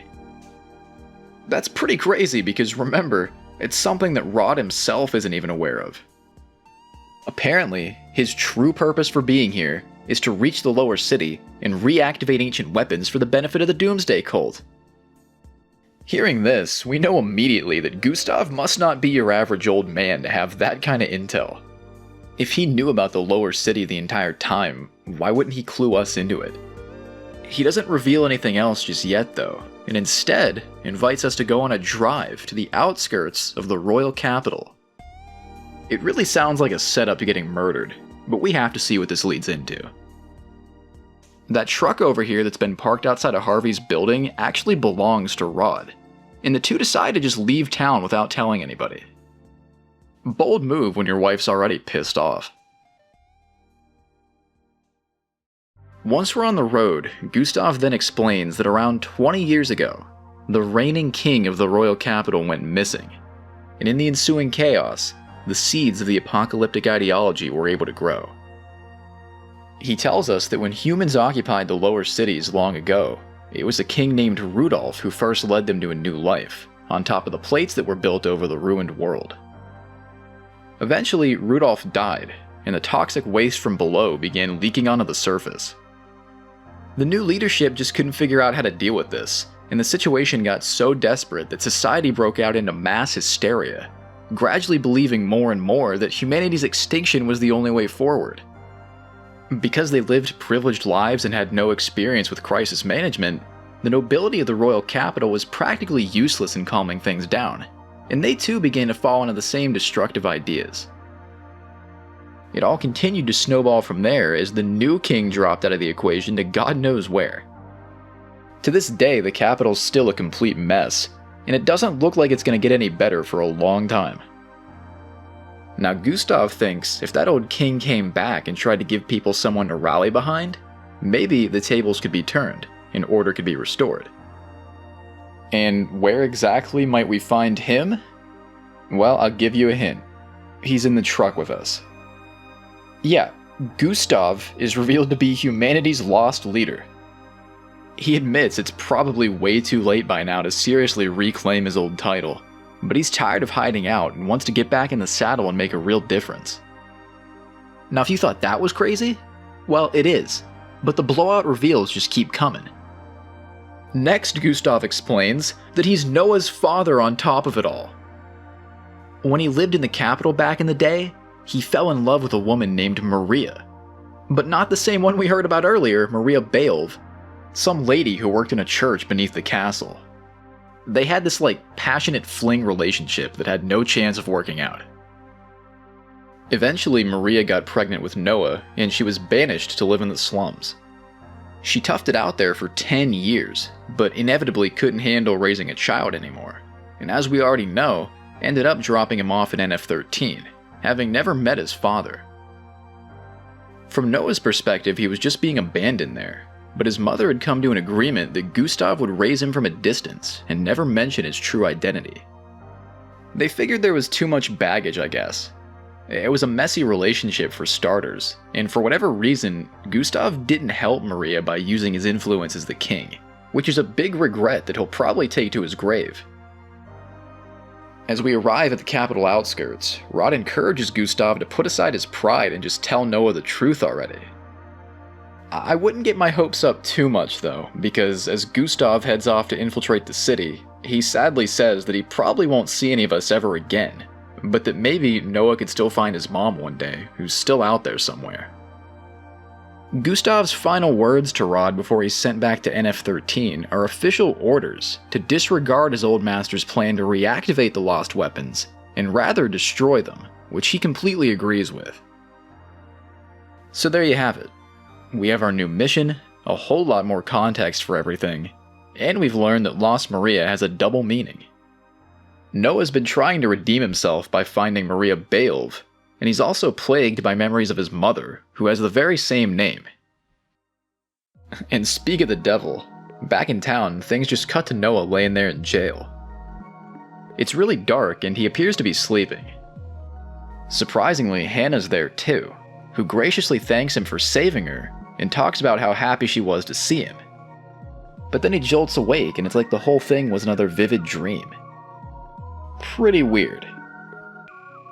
Well, as of right now, we're officially in what I would say is the last act of the game. Which is a funny thing to say because I still have so many pages left to record. We are getting close to the final encounter, but there's plenty of things left to come. For now, you can walk around town if you want, but your wife still hates you, and it's pretty much the same way we left everything. At least until you go to sleep for the night. The following morning is when shit starts to get real. That Gustav must work pretty fast, because already he was able to pull some political favors and get Noah released from prison. He must know that whatever we're going to find in the lower city isn't going to be easy to deal with, and we're going to need the help. At first, Noah's actually devastated to hear this, because he wants to be punished, even executed for his crimes. He doesn't believe there's much hope left for him in life. But Harvey gives him a hard look and tells him that death is the easy way out, saying that if he was truly guilty, he'd make the best of this opportunity and continue living despite the weight on his shoulders. Harvey decides to level with Noah and says that a long time ago, he and some other soldiers were ordered to attack a terrorist cell by the royal capital, but they had bad intel and just massacred random people. It completely broke him to the point that he couldn't do his job anymore, and he was stationed out here as a punishment. But he still lives on, always trying to atone for what he did, although he doesn't expect he'll ever be forgiven. The speech appears to resonate with Noah, and with that, he's set loose, we get control back, and we're able to return to the church. As we approach the doors, Leon's ghost appears again.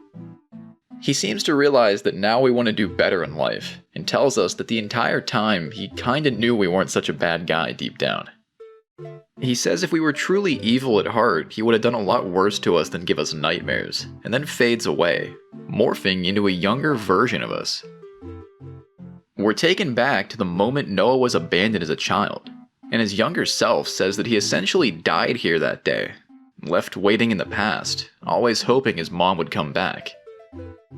His two halves come to grips with the reality that she isn't going to return, and then they fuse together. After all this time, Noah feels like he can finally take ownership over his life, and now plans to leave town and track down his mother for himself, instead of waiting around for something that's never gonna happen. The whole game, it's like Leon was just trying to guide us towards a better mindset rather than punish us, which I found to be pretty poignant. In the depths of winter, we finally learned that there within us lay an invincible summer. After this whole thing wraps up, we meet Rod inside the church, who's just as surprised as we are that we're not in jail anymore, and he offers to take us for a drink at the bar. Because of our crimes, we're no longer a priest, so I guess we can do whatever we want. During their conversation, Noah tries to act like he's just gonna abandon the investigation and leave the rest up to Rod, but we all know he's got some unfinished business. We haven't found Maria Beoulve for one thing, and do you really think he'd just walk out without making sure Hannah can live the rest of her life here in peace? Not a chance. Still, the mood remains kind of bittersweet for a few minutes, as Rod tries to relate with Noah about having a shitty childhood. He talks about how he grew up wealthy but felt like he was rotting away with his parents, who rarely spoke to him and weren't very kind. He left home and trained in swordsmanship for a while, kinda like us, but eventually settled down with his wife and started a family, getting into all kinds of dirty work to support them and build a reputation for his name. The conversation just about shifts into Rod telling Noah who his dad really is, until it all comes to a screeching halt as Diana barges in and falls to her knees, crying out that Jack is being attacked by a ghost at the inn. Rod immediately hauls ass over there by himself, and it turns out to be no less than the work of the twins. Again. We're jumped by Lisa's spirit in the hallway, and then Monica joins the party as well. Their jealousy has no end, even beyond death, and they've now set their sights on Jack for having a family of his own. The fighting doesn't last long before they voluntarily fade away, but oddly, when we find Jack, he seems perfectly normal. In fact, he's happy. He says the twins were actually really nice to him, and they paid attention to him while we were busy beefing with his mother. Rod's crushed to hear this and promises to hash things out with Diana, but then friggin' Amanda comes in and pulls Jack through the ceiling before vanishing. Like, why is everybody making their move all of a sudden? What's her deal? I guess the reason she had been trying to follow Rod all throughout the game was because in her unending torment, she believed his son was her ticket to getting Leon back. Now if that doesn't make sense, well don't worry, you'll see what I mean here directly.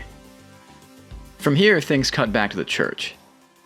Noah's just hanging out there standing watch when Rod blasts through the door and begs for his help. This shit with Amanda is not going to be pretty, and he doesn't think he can solve it without a little backup. We need to get the boys back together and lock and load one last time to set everything right and finish off the final mysteries. Of course, Noah's down, and he springs into action, putting his old armor back on, ready to kick ass again for old time's sake. And don't worry, even though we don't have the old magic sword to rely on anymore, we're still going to have an advantage. Gustav has stashed something even better for us in a hidden chamber beneath his shop. Before leaving town, he left a note here, where he admits his mistake in trusting us with something containing such dark power. But he also urges us to continue living, although we are probably never going to see him again. His new gift turns out to be the King's Sword, which is way more powerful, and not evil from a plot perspective. You're not going to have too much trouble with combat from here on out as long as you're careful. The weapon itself is also kinda like his way of indirectly telling Noah who he really was the entire time. You've got one more sword manual here too, as well as an older diary that reveals the magic sword was named Blood Rune, and it was actually a lost artifact that came from the lower city. So Gustav was secretly investigating the place on his own time. Now, speaking of the Blood Rune, as we leave the basement, we're shown a strange scene where that one guy, Elliot, who spent the entire game in the bar, is going up to the mansion, and somehow he has the thing. Do you even honestly remember Elliot? Well, he must have snagged it from the church or something when nobody was looking. I mean, that's the last place I saw it. This dude's probably gonna have his ass cheeks ripped off trying to play hero, so hopefully we can catch up to him before it's way too late. As we approach the doors to our old haunting ground, ready to save Jack, we're met by one more surprise guest. It's yet another person who spent the entire time getting drunk. The lady who sat across from Elliot. She outright refuses to speak with Noah on the grounds that he's a murderer, but Rod has a bit more luck. Her name's Shantae, and she's actually searching for that anti-cult operative who's been trying to open the Geofront Gate for like fucking 3,000 years by now. She says his name is Daoud Janaib, and confirms he's the leader of what the capital considers to be a terrorist faction. But she's very much on his side, and intends to kill us if we get in the way. Rod assures her that we're all on the same team here, and although she still won't speak with Noah, the three of them decide to strike an alliance and work through the rest of it together. So now we have 3 people to individually walk around. Admittedly, it is pretty cool to have a stacked up team, but truthfully I'd say Shantae is like the very definition of an 11th hour party member. The game's so close to being over, you basically only get to use her for the last stretch of the dungeon and not much else. You really don't get much time with her. She does have some unique abilities though. For one thing, she can spot hidden items that nobody else can see, and she can also open trapped boxes without taking any damage. you'll notice her HP starts off pretty high, but her power's a bit lacking. It's kinda up to you if you really want to spend time building her up that much, but at the very least, you will want to find her a good gun. Alright, first things first. Amanda. She's up on the second floor holding Jack hostage in her room, and as you make your way there, you'll see that a lot of those dying men we found back at the start have reanimated, and they're out in force for a chunk of that ass. You remember how before we could get into that last room on the second floor, the whole entryway just collapsed? Well, now there's a plank that's been put down. Pretty convenient. If you check this out before going into Amanda's room, you'll be met by Elliot, who's just standing in front of a bottomless pit. He calls out for Maria Beoulve, but she obviously isn't in here, and then appears to jump to his death in a fit of rage. I thought maybe you'd have to make a leap of faith yourself to reach a new area or something, but no, that's the only thing that happens in here. Kinda strange. Anyway, I decided to go into Amanda's room as Rod. I figure it's his kid on the line, so it makes the most sense. Inside, all that's left is a table with sleeping medicine laid out. When you examine this, Rod seems to believe that if he uses it, he might be able to put himself into an alternate state of consciousness where he can communicate with spirits easier.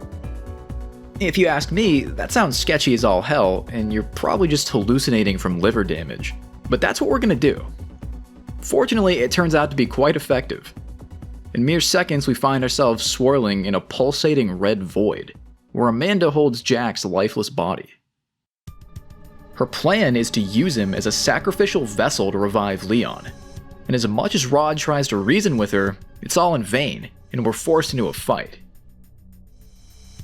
Amanda attacks with powerful curses, and try whatever you want, but you cannot hit back. All of our weapons go right through her body, and although we can keep ourselves alive for a while, it's a losing battle, and only a matter of time before she wears you down to nothing. Frankly, I thought I had really messed up for a second, but I think this has to happen. Once Amanda completes her ritual, right when it looks like it's all going to shit, Jack just wakes up like nothing's going on. Then, Leon shows up next to him, still a ghost but looking much healthier, and he says that he doesn't even want to be brought back to life using somebody else's body. He's actually doing fine. Hearing this heals Amanda immediately, and she changes entirely, quickly apologizing before everything cuts back to reality. When we wake up, Jack's fine. The room seems to have rebuilt itself a bit somehow, and the family's back on good terms. The curse's power also seems just a bit weaker than before, with at least a couple of the Beoulves now put to rest. With the surface floors now relatively calm, I think that means we can finally go past the Geofront Gate with no more hang-ups. At least I hope so. As you retrace your steps through the mansion and basements, again you're gonna find the place has gotten much busier. All the hanged people come back to life, and even Greg Beoulve's corpse wants a piece of the action. If you were expecting another exorcism type of scene where we meet his ghost or something, I don't blame you considering it's like the guy behind everything, but he just goes down like a normal zombie. From a boss fight perspective, I guess it's pretty disappointing, but thematically I think it's kinda cool. He fell from being extremely powerful in life with almost limitless resources to just being another clumsy, rotten abomination to be swept aside. It's a bit poetic that in death, he has no advantage over us whatsoever. After you've beaten him, his blood message magically becomes readable, and it triggers a flashback sequence. We see Greg having a business meeting with someone who kinda looks like that guitar player from the bar. It sure looks close if it isn't. Regardless, Greg's excited to investigate the technology of the lower city, and was surprised to find that after 100 years had passed, the electricity was still on down there. He thinks this is because the old civilization had mastered perpetual motion machines, and he wants to implement that same technology topside to create engines with unlimited power. The mystery man couldn't give two shits about all that, and scoffs at Greg for being so enveloped in his ideas when Leon's gone missing back at home. Out of nowhere, Greg then gets shot in the back by someone else, and is relieved of all responsibilities as leader. Turns out he really got duped, and his business partners were cultists the entire time. Now that he's been removed, all efforts are now going to be redirected to reviving something called the genocide system. As Greg dies, he laughs, saying these apocalyptic freaks can try whatever they want, but they'll never get through the Geofront Gate because only his family knows how to do it. Then, as if they were waiting for him to say it, with expertly choreographed timing, the shooter comes into frame, walking in behind him, and fires off several more rounds into him. Did you see it coming? It's Maria. His own daughter murdered him to help destroy the world. But why? That's the last piece of the puzzle, and we're coming up on it real soon. Mere steps away from the Geofront, we're intercepted by one more assassin trying to stall us out. Some kind of deranged fetish gear dude named Fergus Schneider. He might look threatening, but he only puts up moderate resistance before going down. If you want, you can also slice his head off and turn it in for a bounty, but this far in, it felt like there was almost no point. I couldn't really think of anything I needed to buy, you know? I think we're all good. Sadly, although Fergus wasn't all that much work for us, Daoud didn't have as much luck and he's been severely wounded. He still didn't open the gate, by the way, and it's canonically been like 150,000 millenniums since we first got here, but he has gotten it to the point that it's ready to be opened, and conveniently that requires 4 people to flick a switch at the same time. That means you gotta have Noah, Rod, and Shantae all down here to move on. Once everyone's in position, the moment of truth finally comes, and bam, we're in. I never thought I'd see the day.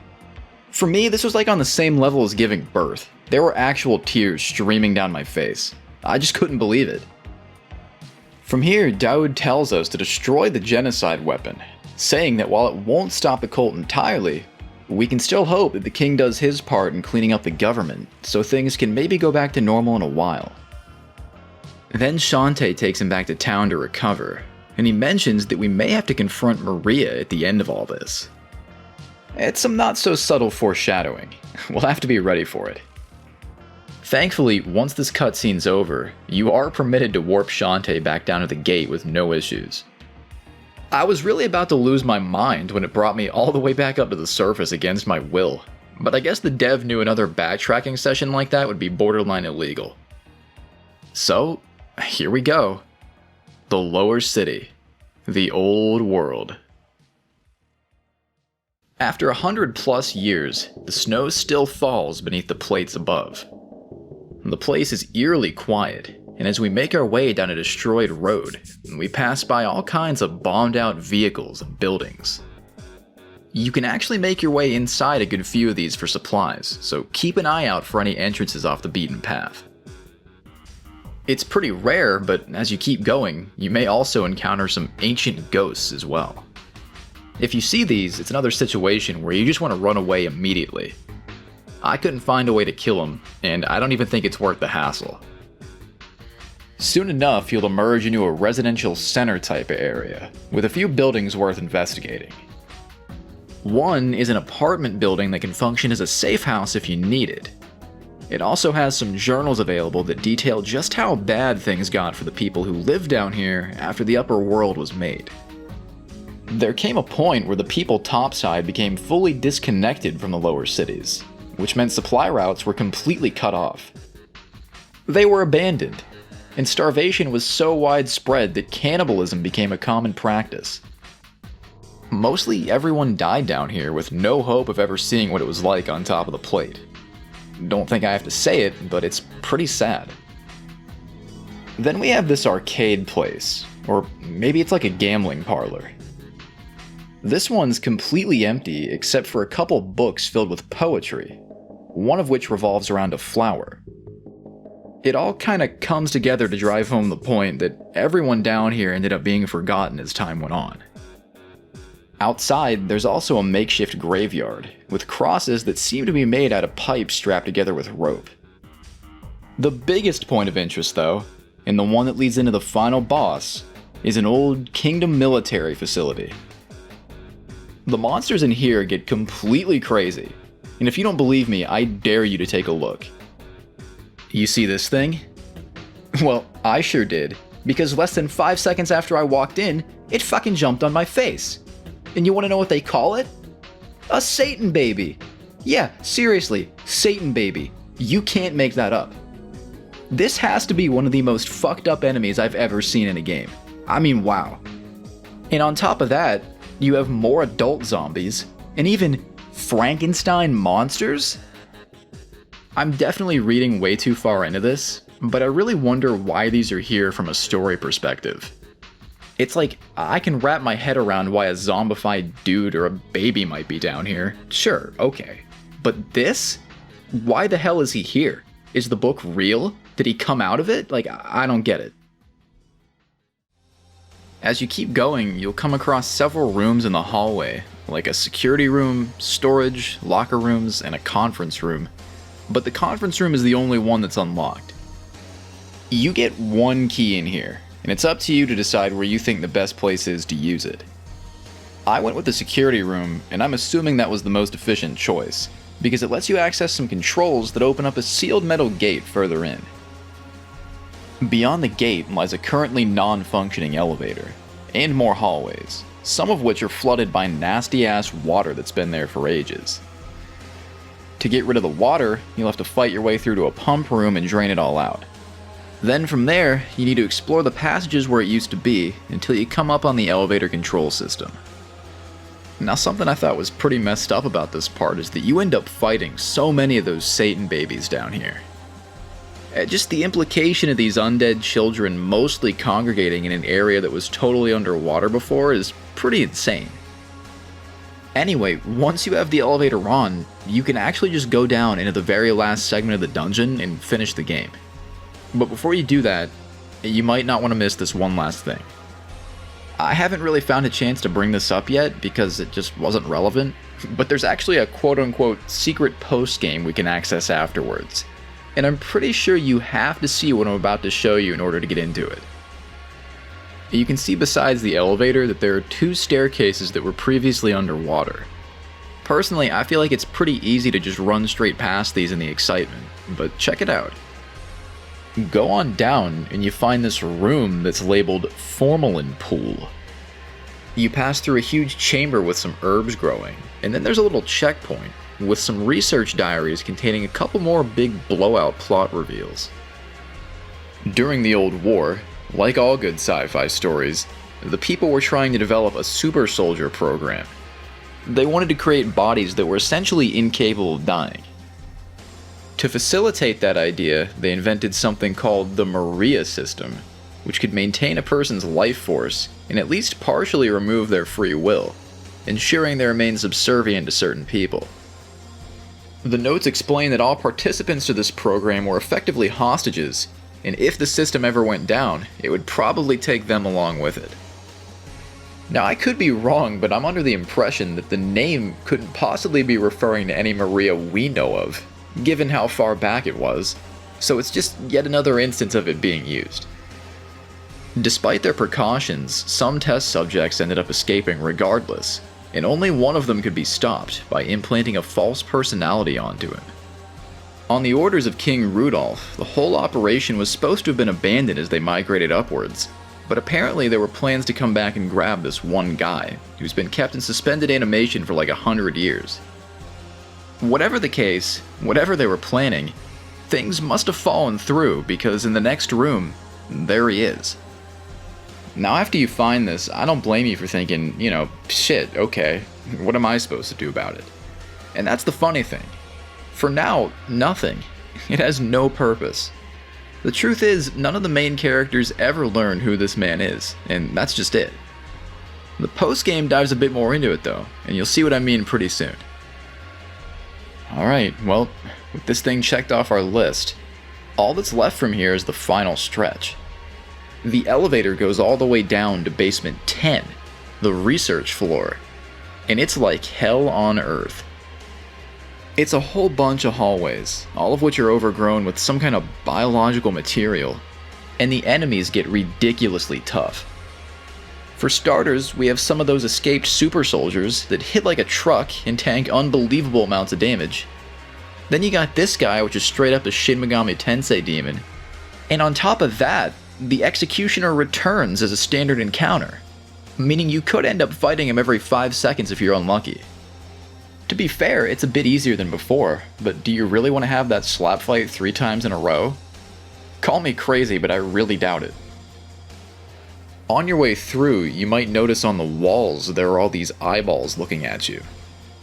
At first, I thought they were just decoration, but when I was controlling Shantae, I was completely shocked to find out that they're all items, and you can actually eat every single one of them to raise your stats. It's kinda crazy, it's like a damn buffet down here. You gotta wonder if they taste better after sitting there for a century.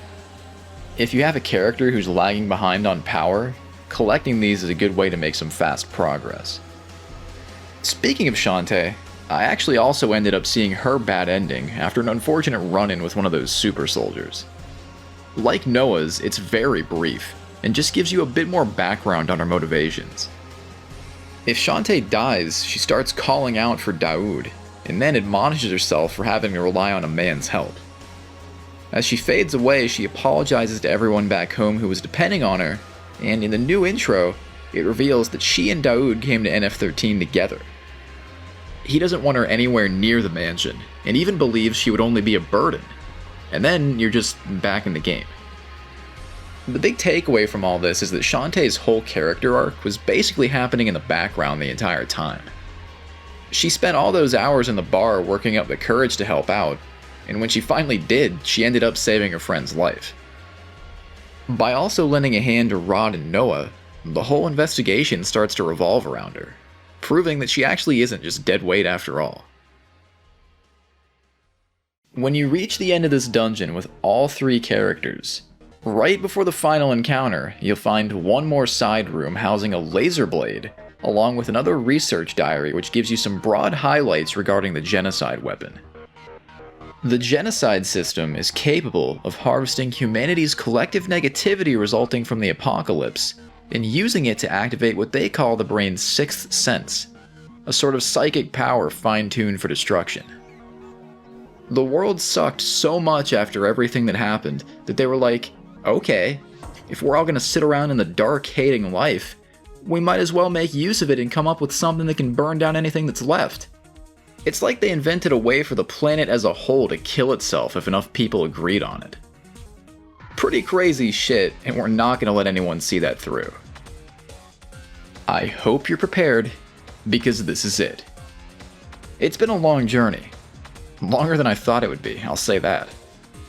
The website for this game says it takes 3 hours to complete, but I swear it took me more like 8 or 9. Definitely a really good time though, and I'm glad I found this for the channel. If you watched this far, I really appreciate it, seriously. Now how about we go finish this up so Noah can go find his mom. Passing through the last door, we emerge into a very out-of-place room, with Elliot sitting on a couch and the magic sword on a table in front of him. Remember when he jumped into that bottomless pit? That whole empty space was where Maria Beoulve's room used to be, and somehow he and the rest of it got teleported all the way down here. Elliot greets us, and then confirms part of what we were suspecting. Maria not only had a hand in propagating the capital's apocalyptic ideology, she's the figurehead of the whole damn thing herself. She's the one who's currently running the cult. Elliot explains that Maria was always kinda the odd one out in her family. Amanda totally ignored her after Leon was born, and she was effectively cast off to the side, not really favored by anyone. Despite Leon being much younger, he was also set to inherit the mansion, which led her even further into depression and isolation. Elliot knows about all this because he loves Maria, and admits that even now he intends to stick with her until the very end, so that she'll always have a true friend to fall back on. The party commands him to step aside peacefully, but he refuses and picks up the magic sword, forcing us into a fight. Now, to be fair, I can see where he's coming from, you know? A little bit. Elliot has a unique understanding of Maria because of his relationship with her, and he knows that she's heavily misguided. It's just that unfortunately he can't accept that maybe she's gone a bit too far. If you think about it, Her story is a tragically ironic version of the abandonment issues we've been seeing all throughout the game. Noah was left behind because his mother couldn't afford to raise him. Rod was neglected because his parents were cold-hearted nobles who expected a certain lifestyle out of him. The twins never had parents at all. Hannah's mother died from the curse. But with Maria, you have someone who in theory has the perfect setup. A full family, outrageously wealthy, and clearly loving towards at least one of their children. It's just that for whatever reason they didn't like her. She didn't lose anyone at an early age. They didn't have some tough decision to make. It doesn't sound like she was problematic before the whole Doomsday deal. They just didn't want her around, and it drove her insane. The reason not a single one of those journals in the mansion makes any mention of her is because Maria was truly invisible in their eyes. With nothing to blame for her cruel treatment except the fact that she just exists, it's no wonder she wants to burn the world down. It's really sad stuff, but I guess we need to focus on the core issue at hand here. So, right, Elliot. He puts up a decent effort, but stands pretty much no chance against all three of you at once. The fight will be over fast, especially if you use guns. After it's over, he sits defeated, and wonders why the magic sword didn't help him very much if it was supposed to grow in power with his rage.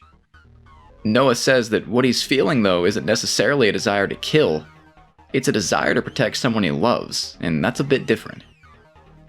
Elliot's crushed to hear this, and wonders if he truly has no chance of saving Maria on his own, before sadly telling us that she's actually just in the next room over, with the genocide system, which is apparently responsible for generating all of the monsters we've seen. If we kill her, they'll all disappear, along with the other effects of the curse. So I guess at the end of the day, it really was all man-made. It's unfortunate that it had to come to this, but it sounds like it needs to be done. As we step in, we find ourselves in a seemingly endless chamber, suspended over pure murderous energy floating below. And there sits Maria, hooked up to the system, taking on the appearance of an angel as an unbelievable amount of power flows through her body. Maria wonders aloud if somewhere down below, our own essence could be found, mixed in with the collective hatred of the rest of the world. Then, believe it or not, she offers us the chance to join her. Maria says that in our darkest moments, what we all really want is the sweet release of death, and she says that we could be the chosen people to make that a reality for a world that's been crying out for it for ages. Maria believes that if the entire population is wiped out, it'll purify the earth, and will live on as spirits who are ultimately happy with our decision. She doesn't really make a compelling argument though, and after all we've learned, we can't anyway. So Noah flat out refuses, echoing the words of Harvey and Gustav, saying that he wants to keep going despite everything. Referring to Hannah, Noah says that he's been given a flower of hope, and he's willing to do anything to protect it. It's abundantly clear that a fight's gonna be coming, but Shantae makes a last-ditch attempt to try and level with Maria, admitting that she feels really bad for how poorly she was treated by her family.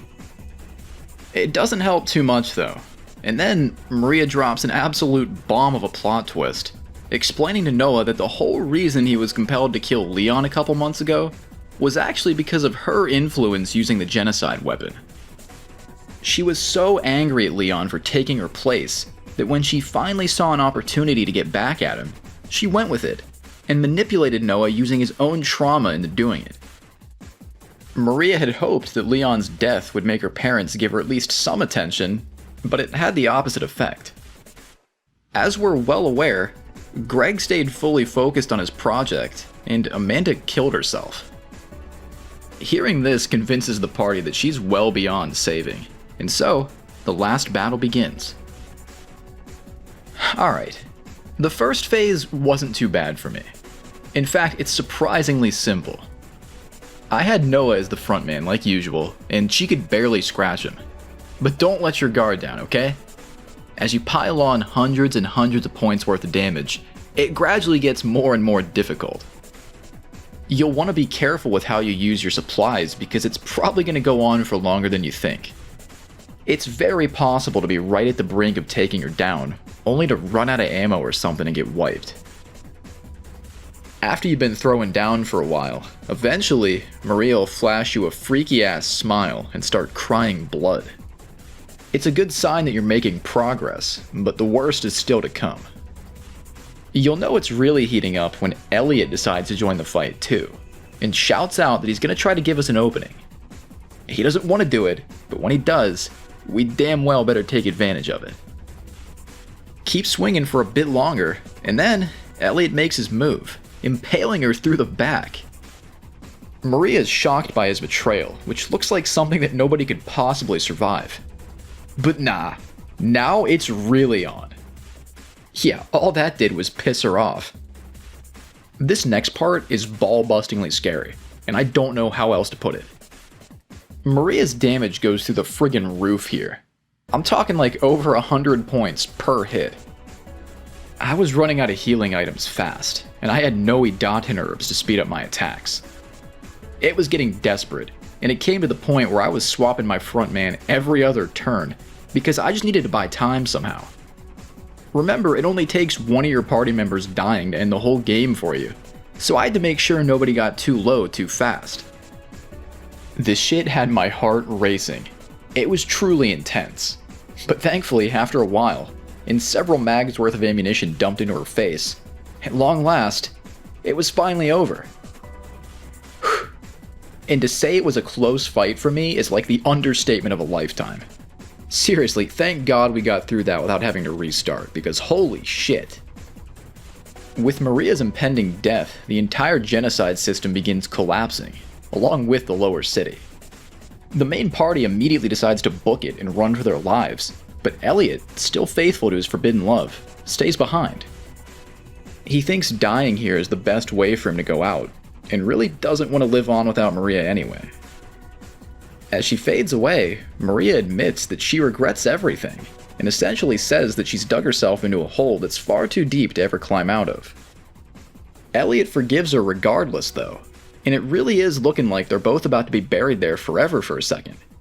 But with Maria's last bit of power, she actually manages to spare him, transporting him to the surface with the others. Now, as nice as that was for her to do, it's the last thing that Elliot ever wanted. And you're just not going to believe what happens next. When he pops back up in front of everyone, he's so traumatized that he starts screaming at the top of his lungs. And then he attacks us, saying that not only are we not permitted to escape, the rest of NF-13 has to die too. And you actually have to fight him. The game keeps going. It's like, damn it, you know, I already started decompressing, you can't do this. This time his attacks hurt bad too, because he's bloodlusted in pure genuine anger. I think it's pretty unlikely you'll get killed. I mean, it's still a 3v1 and he's nowhere near Maria's power level. But let's say you had no healing items left whatsoever, or you used all your ammo. In theory, I think you could die here, and that would be catastrophic. I can't even imagine how pissed off I would be. Just stick with your usual strategies, and you should pull through easily enough. But, you know, be careful. When this fight's over, then you can really relax, because now we're truly in the clear. Old Elliot just couldn't handle the reality of not getting the life he wanted. It's a shame he couldn't continue on for Maria's sake, but hey, at least this town can finally get some rest. With presumably the entire lower city destroyed, the curse is done for, and the weapons of mass destruction are gone for good. In the epilogue, we pick back up with Noah getting ready to leave town for the capital. He's got a whole new look now and doesn't even use his name anymore. In the skills menu and whatnot, he's now referred to only as Traveler. You're free to take a little farewell tour of the town if you want, but honestly there isn't much left. Beoulve Manor's been sealed up already, and aside from that, the rest is still mostly empty. Hannah is also notably nowhere to be found, but Bob changed his mind about us and gives us some money as a going away gift, before asking if we'd return someday. According to him, Hannah's really fond of us, and he says she'd be happy if we did. Over by Rod's truck, you can find him gathered there with his family, along with the other main characters. Everyone's headed out to the capital together, but once they arrive, they're all going their separate ways to attend to their own business. Right when the truck's about to pull out and leave the whole place behind, Rod then mentions that he actually just saw Hannah over by the graveyard. And this takes us to the very final scene of the main story. As we walk over, we're shown a flashback of Hannah and Noah, standing in front of a whole bunch of those blue flowers getting ready to grow. Hannah says she hasn't told anyone else about this spot, and tells us her dream is to open a flower shop one day. She'd really love to do this with Noah, but he isn't sure if they'll actually bloom, and wonders what would happen if they ended up being a dark black color instead.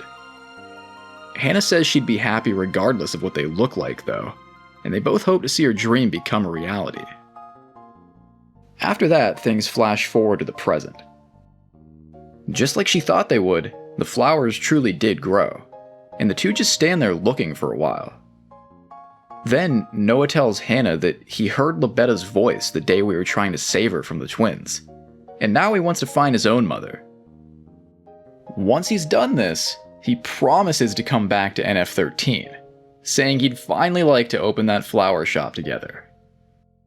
And that is the end of Lost Maria. Like I said, I think I consider this to be one of the best RPG Maker games I've ever played.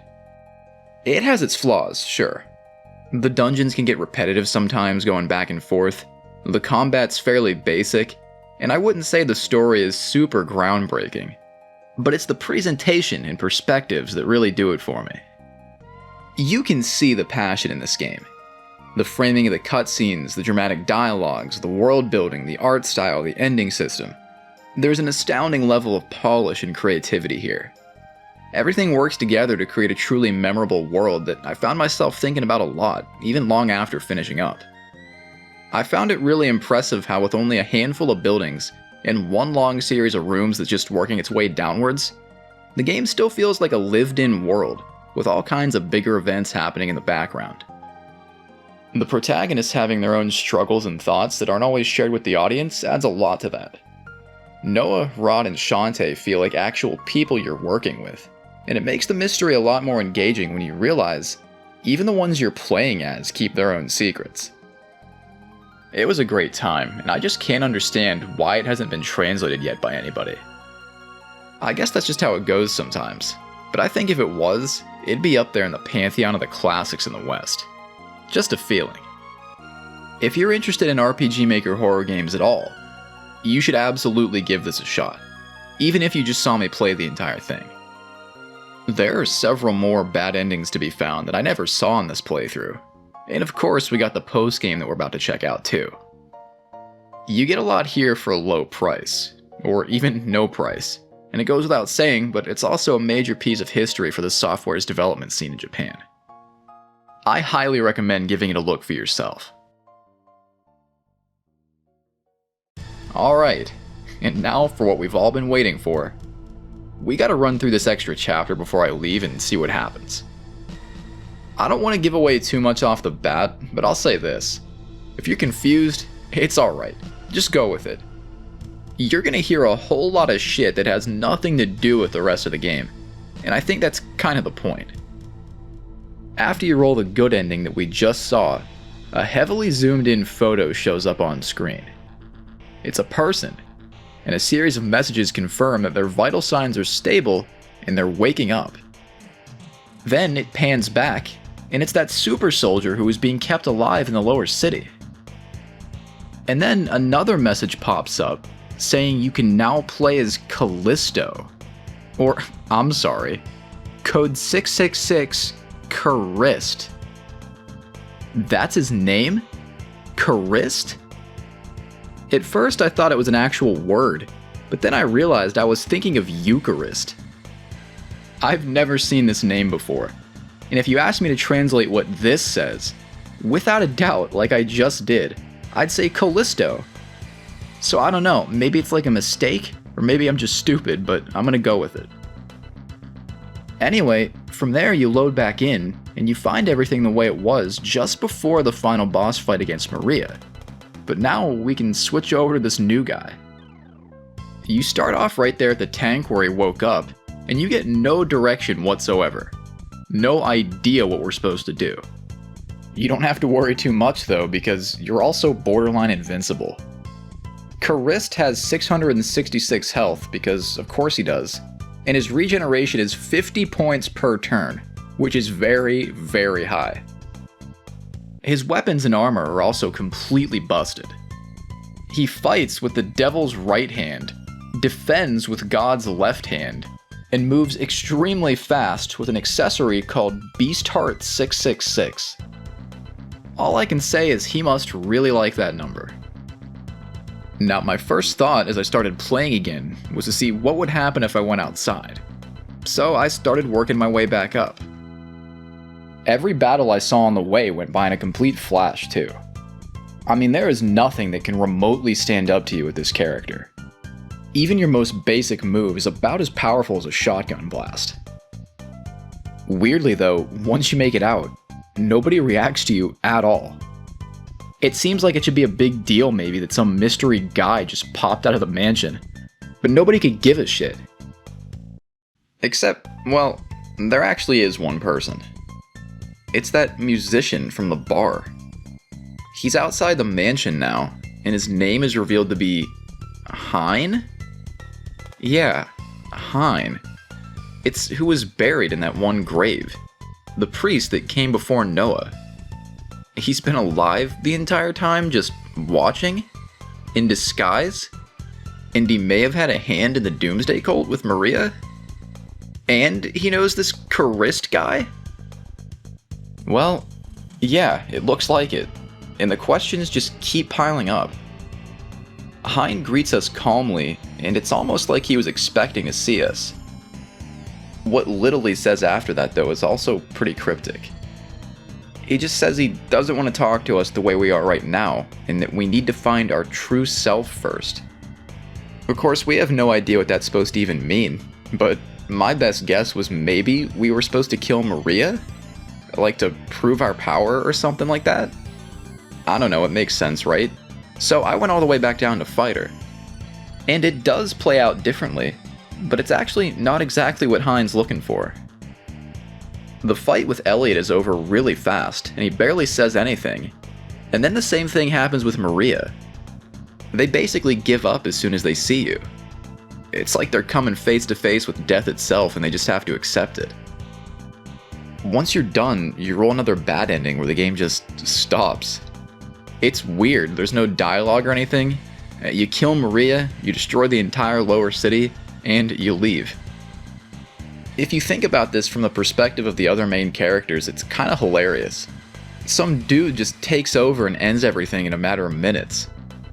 I wouldn't say it's narratively satisfying, but it's pretty funny. Still though, if that doesn't help us awaken to our true self, then what will? Well, guess what? You gotta kill yourself. Really? And it's easier said than done. The thing about it is you can't just stab yourself or something, so a monster has to do it. And the problem with that is that they are literally incapable of taking you out under normal circumstances. Again, you regen 50 health per turn.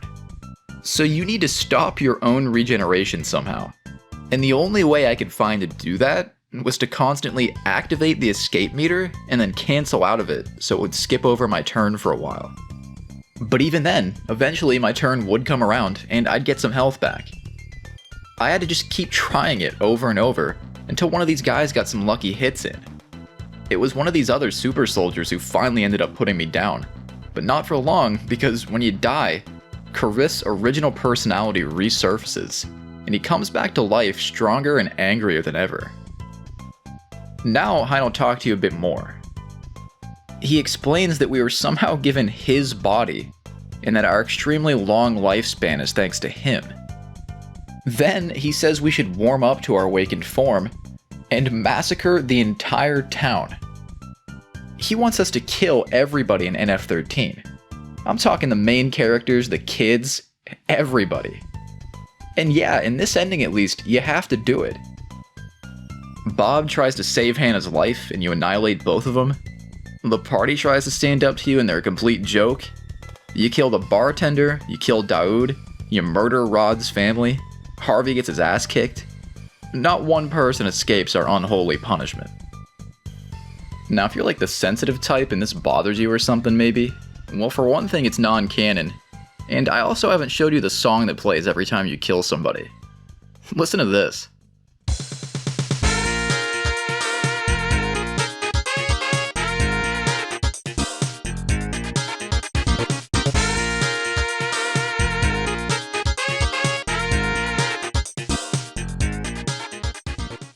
It's kinda hard to take these murders seriously when they're all set to funky sax music.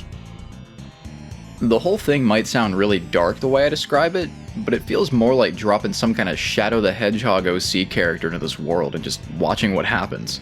It's really something. Once you've cleared out the entire town, Hein comments on how much things have changed over the past 100 years, and then he beats us into submission. After that, you can see his clothes on the floor, and it's like he merged with us. We became one person somehow, and our true personality becomes suppressed again. Then we find an entrance to the underground right here behind the old altar in the church. Just keep following the path, and soon enough, you'll be back in the lower city. Down here, we find some of our old belongings, including a gun called the Lost Heart, and a motorcycle. As soon as you touch the bike, it triggers a cutscene where Karist heads back to his old house. The basement has photos plastered all over the wall of some woman, and it's noted that they were likely taken in secret without her consent. In the next room over, we find a whole bunch of test tubes everywhere, with more photos all over the ground, as well as blood. Then, Karist begins his closing narration. This room is where he cloned the love of his life. A woman with a perfect smile, who didn't even know he existed. Not one of these clones ever measured up to what he wanted, and so he killed all of them with his own hands. Looking back on it all, Karist is ashamed of himself, and he decides to burn everything down and try to find his way in this new world. Now if you're like, man, what the hell was all that about? Well, you're not alone. I sat here wondering if I missed half the game or some shit by mistake. Like I said though, I think that's kind of the idea. It's a non-canon gag ending, and believe it or not, I found out it actually loosely connects to an entirely different game. You want to know what it's called? Karist! He has a whole adventure of his own, and it's not even like the same genre. He's like a vigilante killer type of guy, and it follows his journey as he brutally murders criminals. I haven't really dived into this yet fully for myself, but I don't think it's supposed to be like a prequel or anything like that.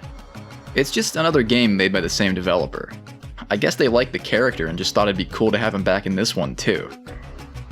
Honestly, I was thinking of including that game in this video, and I even recorded most of it, but we're already close to like 3 hours into this, and frankly, I just can't do another 5-hour ordeal if you want me to survive until I'm 30 years old.